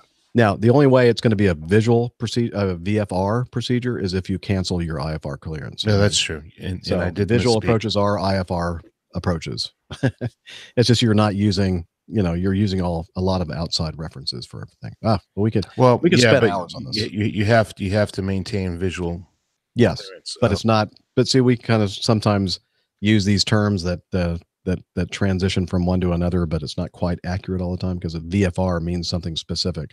Visual flight rules, and we're not using visual flight rules doing a visual approach. We're still on an instrument approach. Yeah, but if you popped into a cloud, you're no longer on a visual flight. Well, that's true. You have to maintain certain requirements. Exactly. Certain things you are required to do if you're going to accept a visual approach, at least. Correct. Actually, Opposing Bases did quite a good podcast on this, and I still don't understand it, but they helped me out a lot as well. Yeah, me too. Pilot Pip. Now, I hope he's being facetious here. In the sim today, for a bit of fun, we did some straight-in visual approaches from 15 miles and 36,000 feet. He said, listen to this. It works out quite well at 20,000 feet per minute and 320 knots. Good job. Well, good job he's flying a lemon. So, kids, don't try this at home. Oh, is that me? Oh, it's your call. I forgot to. Maybe they're telling me to stop podcasting. Stop broadcasting and broadcasting, which is something entirely different. I forgot to turn the ringer off. Actually, I don't remember when I ever turned it back on. I'm surprised anybody's even calling you. They're not calling me. They only call Linda here. That's why I usually have Linda's it off. got it. Thank you, Linda. She finally picked it up. Thanks, hon. Okay. How much time do we have left in this stinking show? 10 minutes. 10 minutes. Steph, come back. Jeff's losing it. 12 minutes if you call. Well, what time were you up this morning, Jeff? Like 4:30. Yeah. Let's not play that game because I beat you guys down. It's not even fair, is it? That is true. Let's do this one. Ty wrote in with some really nice feedback, and especially for Captain Nick. He says, message for Captain Nick. I'm going to read it and then he's going to answer it. I fly a Jetstream 31/32 for a Part 135 regional airline based in Nashville, BNA. We will be retiring the Jetstream from our company in March of this year and replacing them with Embraer regional jets. Do you have any knowledge of Jetstreams still in operation in the UK? Is it true that the Royal Military had jet streams in operation until year 2013? And also, do you have any jet stream time, Captain Nick? If so, what is your opinion of it? Just curious. Thank you. Thanks, Paul. Just curious because it was built in the UK by British Aerospace and is the most unstable aircraft I've ever flown. It took me 1,500 hours to become comfortable with the Oh way it my flies. God. Well, Ty's a little bit slow, apparently. Huh. And glad to see, I'm just kidding, Ty, and glad to see it retired. I also feel that I'm fortunate to have flown it before. That sounds like a little bit of disparity there. Because they're gone, and it has made me a better pilot, both stick and rudder and instrument. Thanks for your input. I enjoy the podcast. And this is Ty from Nashville. So, what a great piece of feedback, Ty. Yeah, I hated it, but I'm glad I flew it. Yeah, exactly right. And we call it stick, rudder, and ailerons, but obviously for you that wasn't a problem. I'm delighted you had a dreadful time in it. It was a bit of a nightmare airplane. He's delighted that you had a exactly. And I was very glad never to have to fly it, because for us it was a trainer that we used if you are progressing to multi-engine transport flying. So since I headed to the fast jet world and flew fighters, that wasn't a progression I had to make. But however, I have a very good friend of mine who is a Hercules pilot, and used to be, and now flies in my outfit. And I did email him because I knew he probably would have done training on the jet stream, and I asked him a bit about it. So I spoke to Bob Eilert, and he said, "Hi, Nick, good to hear from you. It was a long time ago, but I'm pretty sure I flew the predecessor to the 31. I only have about 50 hours on it." Well, he was lucky to survive that, I think. So definitely not an expert, but I do remember that as my first experience of asymmetric flying, it was hard work. Stood me in good stead for the rest of my career on Hercs, and of course, more recently, on the Airbus family. The highlight of the course, which was the initial multi-engine training in the Royal Air Force. Well, we don't really call it the Royal Military. We have the Royal Air Force, the Royal Navy, and the Army. They don't get royal, but everyone knows they are. Here we go. The highlight of my course, which was initial multi-engine training in the RAF, was a flight to Berlin before the wall came down, along the famous Berlin corridors, and with the opportunity to visit East Berlin via Checkpoint Charlie in #1 uniform. That is our smartest of all uniforms. Probably not much use to your friend Ty, but the memories are a little hazy, I'm afraid. Well, thank you very much, Bob. That's about all I know about the jet stream, I'm afraid, Ty. I guess we're all a bit pleased it's gone, but I often think that we look back at airplanes that were hard to fly and realize that they helped us develop skills that we may use one day in life. And those airplanes that are hard to fly made us better pilots. So I hope it has a small place in your heart. Excellent. Hey, I have a question. So first of all, I think the Jetstream 31 is a good looking airplane. I've never flown it myself. But I have a question about your friend's response about asymmetric flying. What did he mean by that? Does it mean that both engines are spinning the same direction instead of counter? No, he'll mean engine out fly. Oh, okay. When we a fighter has the two engines too close to the center line to call it asymmetric. In the UK, when you're asymmetric, you're single engine, but it has to be far enough out on the wings to actually produce an asymmetric force. Not center line thrust, but no, exactly right. Yeah. Okay. Thank you. I wasn't sure exactly what he meant by that. But it sounds to me, based on the little bit of information we have about this airplane, that it was not the most stable airplane to fly. No, and it sounds took like a lot of skill to fly it well. It sounds like a classic British airplane built by committee. Yeah, it's a very unstable aircraft. I know several people have flown it. Right. Have you had any time in it? I do not. I do not, but I have several friends that flew that airplane. They're still alive? Still alive. Well done. I Well do done. remember them saying that at least the 31, I think some of them had autopilots, but I think most of the people I know who flew the 31 said that it really, improved your flying skills because there was no autopilot. So you were always flying it. Oh, wow. Yeah, always. And actually, I think Chad Freeman down in Florida, I think that's what he's been flying, if I remember correctly. Wow. He's been flying the Jetstream. Chad, Yeah. if you're listening still, send us some feedback about the Jetstream. Yeah, I'm pretty sure that's what Chad's been flying. And then a very similar aircraft to that as well, the Jetstream, is the Mitsubishi. Mitsubishi is a very difficult airplane. Yeah, I very heard much that like is it's a high performance machine that doesn't have ailerons and uses spoilers for roll control, and it can be kind of a handful to fly. Yeah, I just looked back on Chad and the conversation I've had with him. Yeah, he's flying the 31 and 32, 3100 and 3200 Jetstreams. So we have somebody that is in our community that has some experience with it. Well, perhaps they'll send in some feedback, please. Chad, please. We haven't heard from you in a while. We'd like to hear what's going on with your life. Yeah.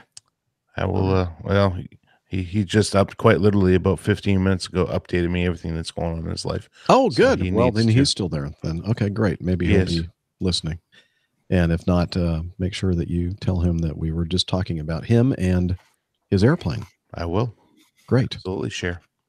Well, you know what? I'm sad because we have some great feedback from Nick Camacho, who is in the chat room with us right now. And he sent in some audio feedback, and but it's a little bit too long for us to play on today's show because we have, we're getting close to the end of the show. And we don't want to keep you guys too long. So we're going to move that to the next show folder, and we'll definitely get that. One of the first things we'll do is your feedback, Nick. Also have Robert with some feedback regarding the A220, aka the Bombardier C Series. Simon has a question about ILS landings. And then there was a video that was covered quite a bit on many of the social media networks. The storm that came through with a lot of strong crosswinds, and the video of a British Airways Dreamliner coming in for landing. Boing. Yeah. In this case, yes, it was a Boeing. And they did a go around, so we'll talk about that. Again, the typical journalistic hyping of, they did the right thing. They did a good job. Took it around. Storm Eric, thank you, Liz. And we'll have all that and more. Maybe your feedback, if you want to send some to us, at feedback@airlinepilotguy.com. Remember, we have this website that's awesome, airlinepilotguy.com. And we also have apps that you can get for your iOS device and your Android device. And still haven't heard what's going on with the iOS version of the new version for iOS, but I believe the Android version is new out there, and it has the APG community calendar on it. And if that's not right, please let me know. And let's see, we're also on social media. So, Captain Nick, can you tell us about social media? Yeah, sure. You can find us on Twitter if you stick the handle at APG Crew. And most of us keep an eye on that, and we'll respond. On Facebook, you'll find Liz and myself, and occasionally Jeff, because he's recently taken a new interest in Facebook. Because I heard people were talking about me behind your back. Yes, behind my back. So I have to go look at that now. And on Facebook, it's the usual Facebook preamble with Airline Pilot Guy, and you'll find our page there. And we've all got personal Facebook accounts as well, so you can find us on that. And that works pretty well. They do. And we also have this thing called Slack, which this genius Hillel came up with, and he's the one that manages it. There we go. We try that again. Take 3. manages it, and he's here to tell us all about it. APG listeners, please join us on our Slack team. Slack is a communication, coordination, and sharing platform that works on your mobile, laptop, or browser. On Slack, we share ideas and news. We suggest episode and Plain Tales topics. We plan events and meetups. To get into the Slack team, please email me at slack@airlinepilotguy.com. That's SLACK, Sierra Lima Alpha Charlie Kilo @airlinepilotguy.com, or send me a tweet with your preferred email address to @Hillel, and I'll send you an invitation. That's Hillel, spelled HI11E1, Hotel India 11 Echo 1, and see you in Slack. Wow. And a big shout out to our awesome producer, Liz Piper in Toronto. Thank you so much, Liz, for everything you do Well to done, help Liz. us with the show. Great job. You are awesome. We couldn't do it without you. And to all of you, thanks for listening to the show, downloading it, reviewing it, and all that stuff. And until next time, wishing you clear skies, unlimited visibility, and tailwinds. Take care, and God bless. Goodbye, everybody. Have a great day. See you next time. Brilliant. Bit more enthusiasm, please, Dana. That's not funny. Nice timing. Wow. It's kind of like my approaches and landings. It's all nice and stable until like the last couple hundred feet, and then it just all falls apart. Yeah, that's but when the ground starts coming close. Oh, the ground! Oh, the ground! I usually say something to that effect. Okay, here's where it all usually starts falling apart. So while I had it fall apart at 1,500 feet today, actually it's 2,000 feet. Yeah. Oh, can you do a visual on 3-1 left? Yeah, we can do a visual on 3-1 left. Just say it up. We would like you to go back to 3-1 right and do an ILS. What? Really? Where we were like 30 seconds ago? Yeah, okay. Yeah, never mind. They're all going. Okay, let's yank this Acme Red guy around. Yeah, that's right. He's been being rude about us. We all sorted. Love it. Ooh, excuse me. Really? Steph, we miss you. Yes, we do. We do indeed. Hope she had a good meetup there at the Wasatch Brewing Company. I'm sure. And lots of good skiing in the next few days. You mean the conference? They're supposed, the conference, right? Yeah. Right. Skiing conference. Yeah. Yeah. I didn't know she did skiing conferences. Recorder stopped. Oh, Yeah, right, good idea. I stopped mine as well. Get rid of that. Oh, stop. I think Dana's in the chat room, aren't you, Dana? Yeah. Okay, Mike is asking. There we go. Yes. Thanks, hey, everybody. Chris. Thanks for. Hope you don't mind us poking fun at you and your comments in the chat room, because we don't really care about you and your feelings. They're so funny. Yeah. Yeah, that's the risk you take by participating. Oh, is that right? Yes. Okay. Indeed. Yeah, that was fun. Oh, that didn't work. What happened there?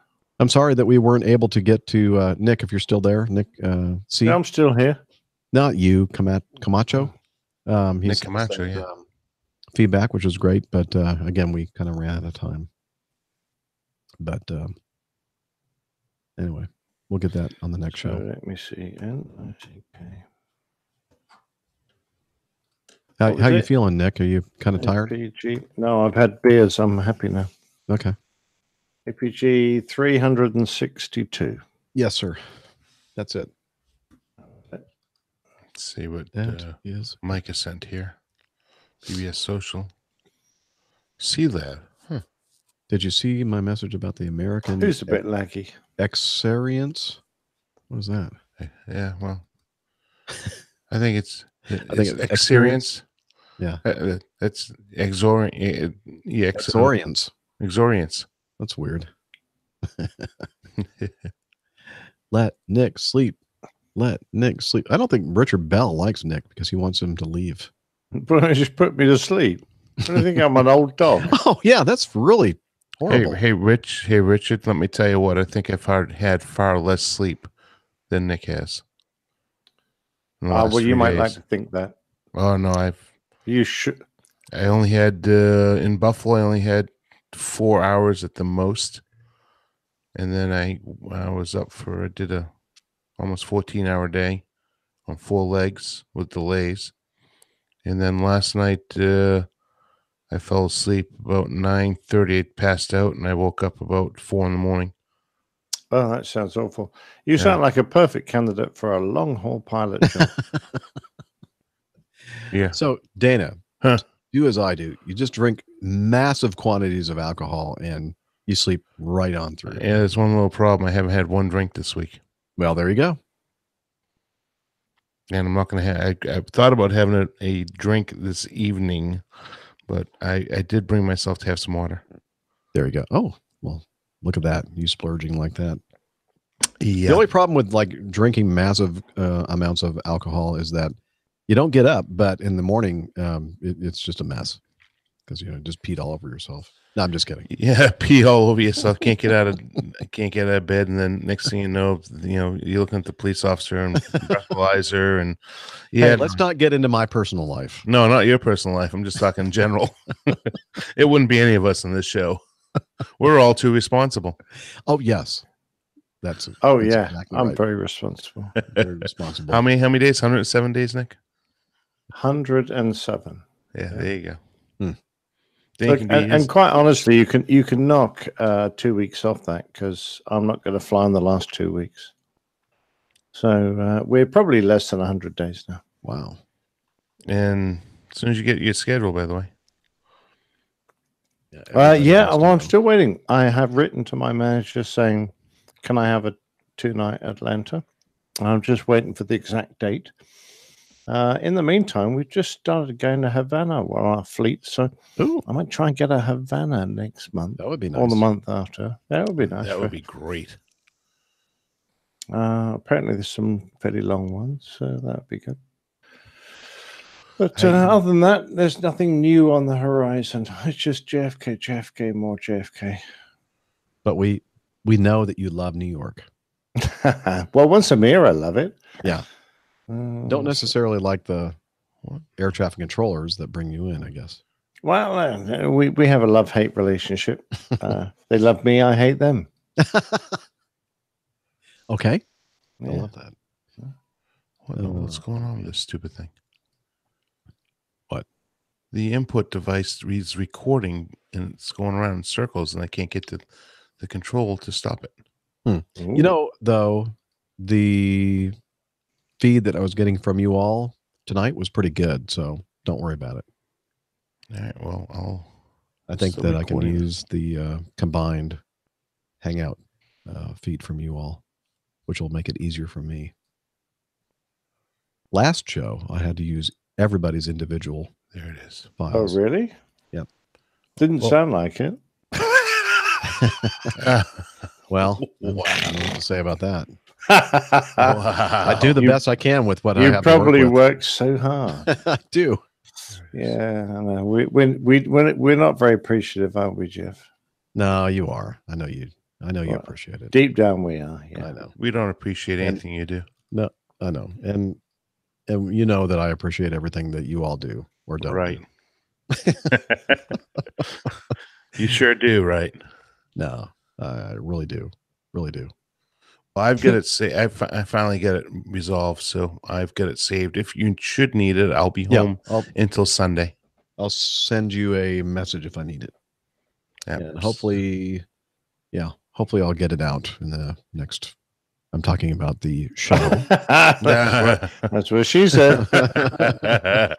Yeah, and hopefully I'll get it out. Yeah. Yep.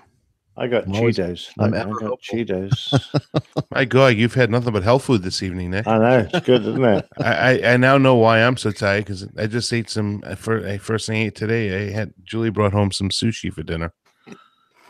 That's what. Well, hey, leave and spend some time with your wife. And are you kidding me? I was sitting here stuffing my face with it. Valentine's Day with your lovely wife. No, we're going out for dinner tomorrow night. I've already been told. Okay, very good. Well, which is very unusual for us. And then Good point. going out Look what I Friday got. night. I found it in my suitcase. Aww. How sweet. Yeah, I haven't opened it yet because I'm a good boy. Look. But having said that, I did leave one at home. Oh. Hidden. I forgot to talk about this. That's so sweet. Oh, what's that? So this was a controversy. Oh, yes. Controversy. Yes. And I Big found a controversy. whole pack of them on the airplane, and I'm glad because I like them. What are they? No. So Coca-Cola, Diet Coke, have these little napkins, little cocktail napkins. And it says, because you're on a plane full of interesting people, and hey, you never know. And then so on the other side, you let's see if I get the exposure right here. You have a blank for your name, and then there's a blank. It says the number sign or pound sign. And I'm assuming, I don't know if that means your phone number or your seat number, because if you're on a flight, the phone number probably wouldn't make any difference, right? Well, if it was a pound sign where I come from, it would be how much money you'd be willing to give them. Well, that's not what it is here. Are you sure? But, well, maybe you're right. Anyway, yeah, put your annual income on there. Hey, you never know. But anyway, there was a story in the media about, or let me read what this says. It says, be a little old school. Write down your number and give it to your plane crush. You never know. So people are saying, well, it says sleazy. I'm thinking, I guess I'm too old school. Liz says she's got a feedback item on this napkin thing for the next show. Great. Now you've blown it. Yeah. Jeff, really? We may or may not cover it, depending on whether I agree with them. I don't know. Is it just me? I mean, is it sleazy or not? I think it has the potential to be a bit sleazy. It was playful, I thought.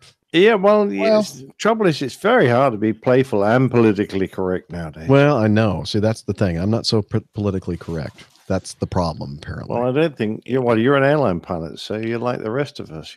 Yeah, but I mean, it's like some of us are out there that are single, and there might be other single. Excuse me? Some like us that are single? No, some airline pilots. Some like us, like the royal us. Okay, that could be misconstrued, sir.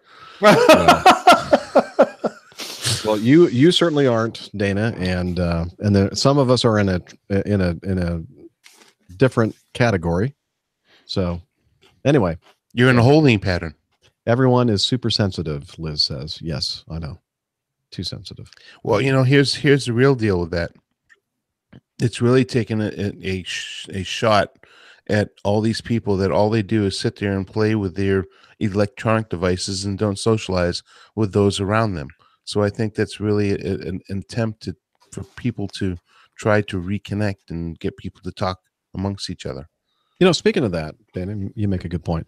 The crew that we had this morning from Little Rock to Atlanta, there were two ladies that were, we had three flight attendants. They were all female.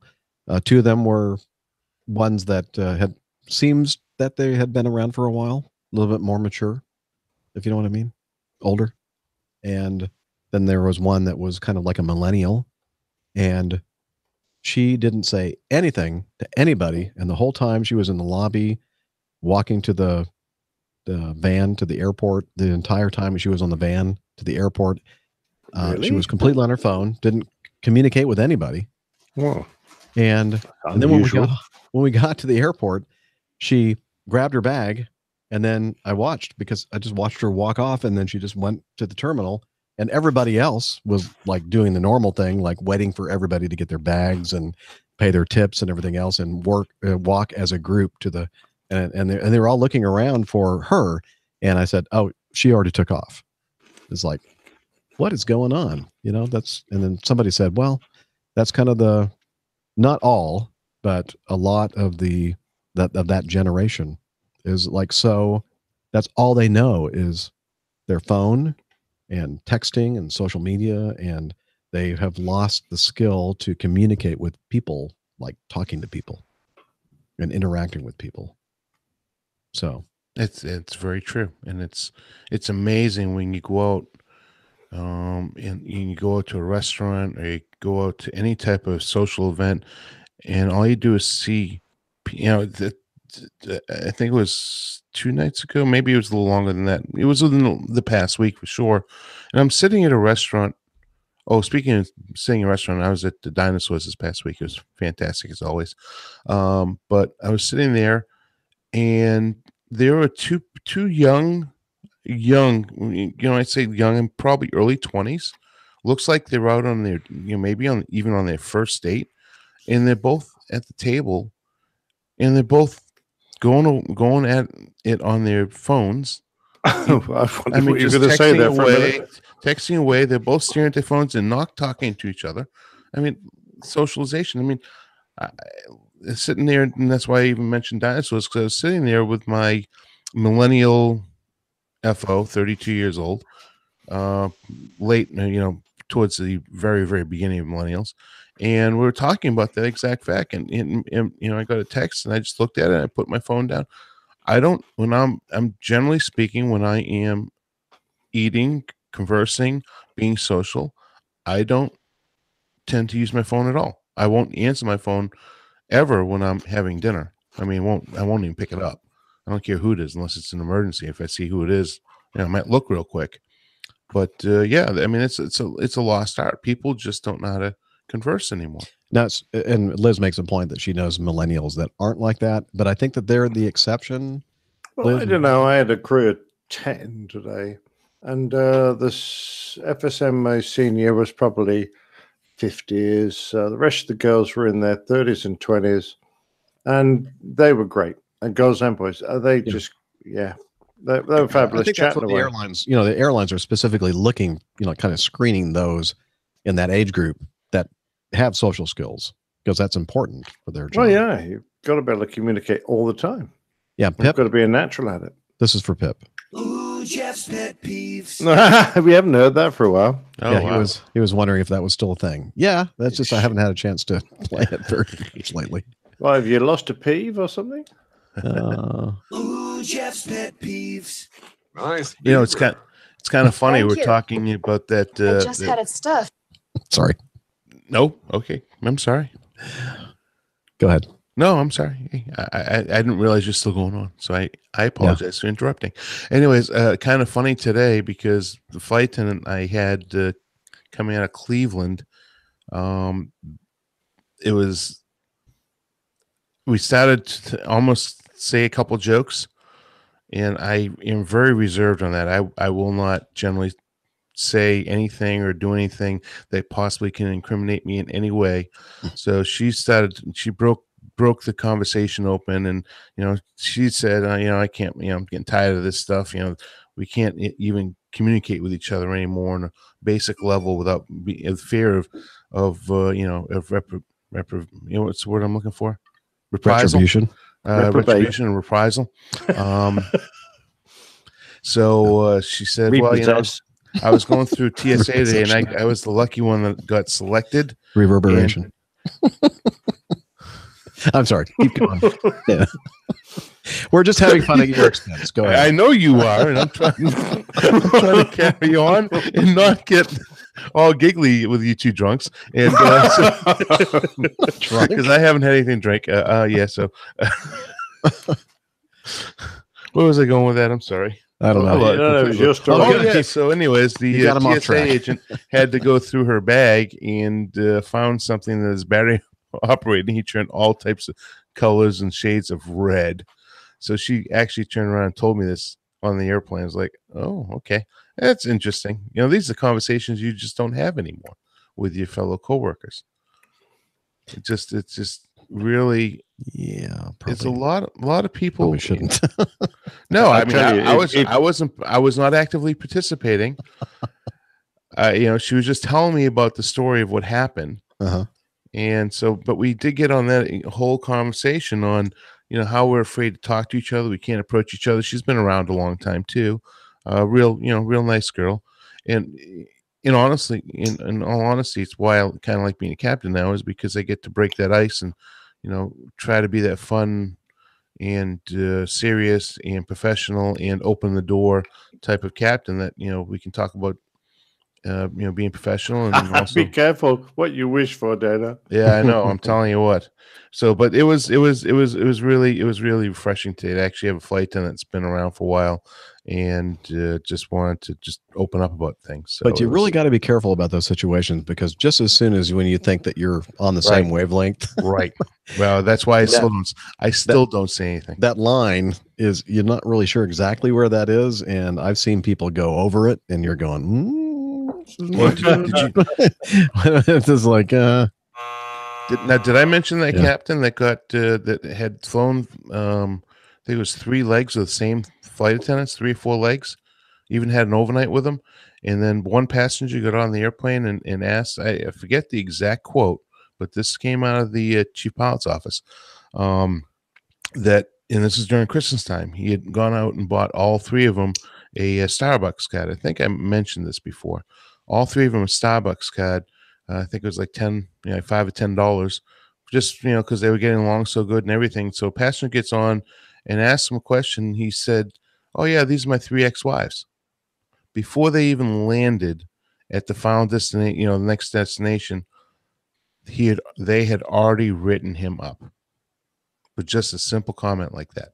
for saying that they were his 3 ex-wives. 3 ex-wives, something, and I forget what the passenger said to prompt that, but he jokingly said, because he had a good repertoire with these flight attendants, "Yeah, these are my 3 ex-wives," something that got him to say that.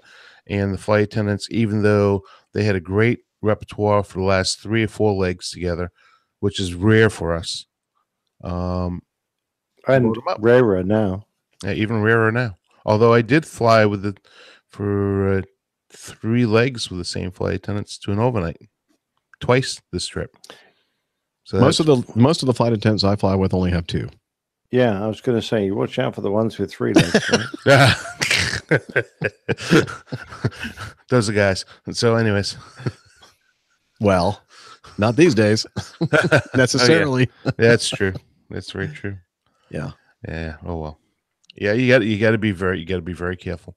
And we'll off air, I'll tell you about what I was going to tell you earlier tonight. Anyways, not today. Yeah, we're all getting tired. I used to fly with this guy, and I think I may have talked about him before on the show. His name was what was his real name? His last name was Panky, and I think his first name was Richard, but of course his nickname was Hanky. Do you all have that saying in? Oh yeah, Hanky Panky. Hanky Panky. Oh yeah. So everybody knew him as Hanky Panky. Nicest guy, and the way he'd talk on the radio like he was just having a conversation with people that he'd known for 30 years. Not normal aviation standard kind of talk, and people would just be, like amazed that he could get away with this. And the thing that was really amazing is that he would tell the dirtiest jokes that would make even you kind of blush, like just really, really bad, dirty jokes. And he'd tell them in the van with the flight attendants.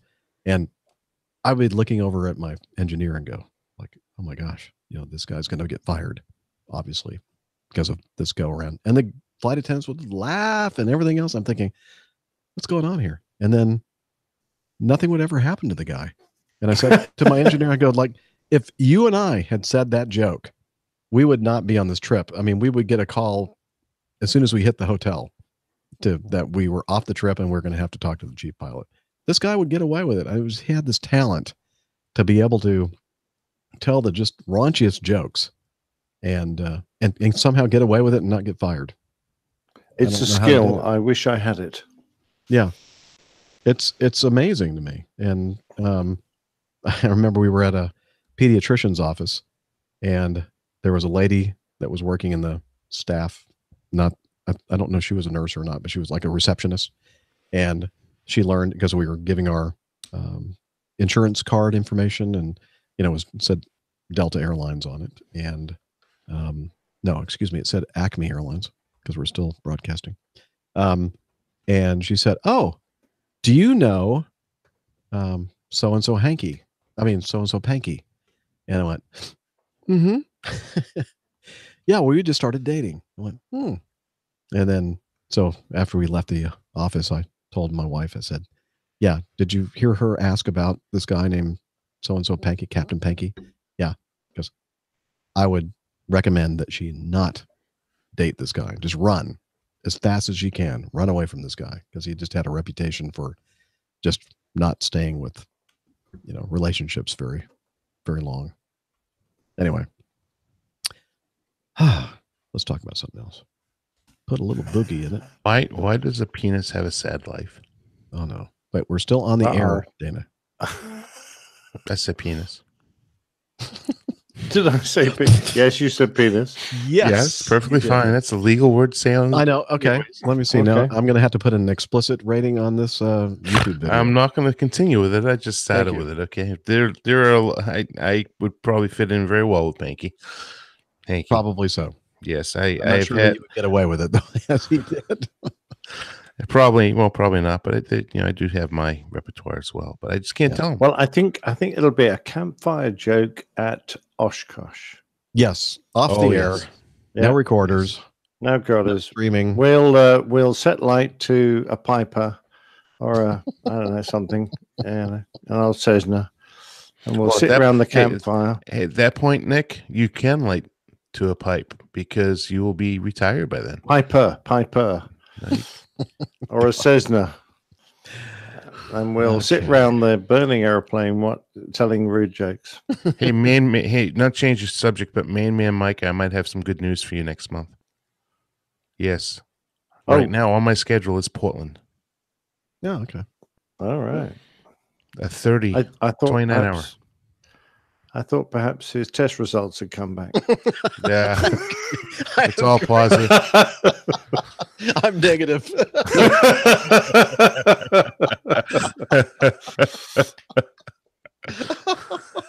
Okay. I think this might be a good time for us to stop the broadcast before we lose the YouTube channel. Yeah, bye guys. And I haven't even had one sip of liquor. I know, that's what's really kind of funny. Actually, that's the funniest thing. What'd you say? Sorry. Okay. I'm going to stop the broadcast. Bye everybody. Bye everybody. Thanks for sticking with us. Bye. Cheers. Bye.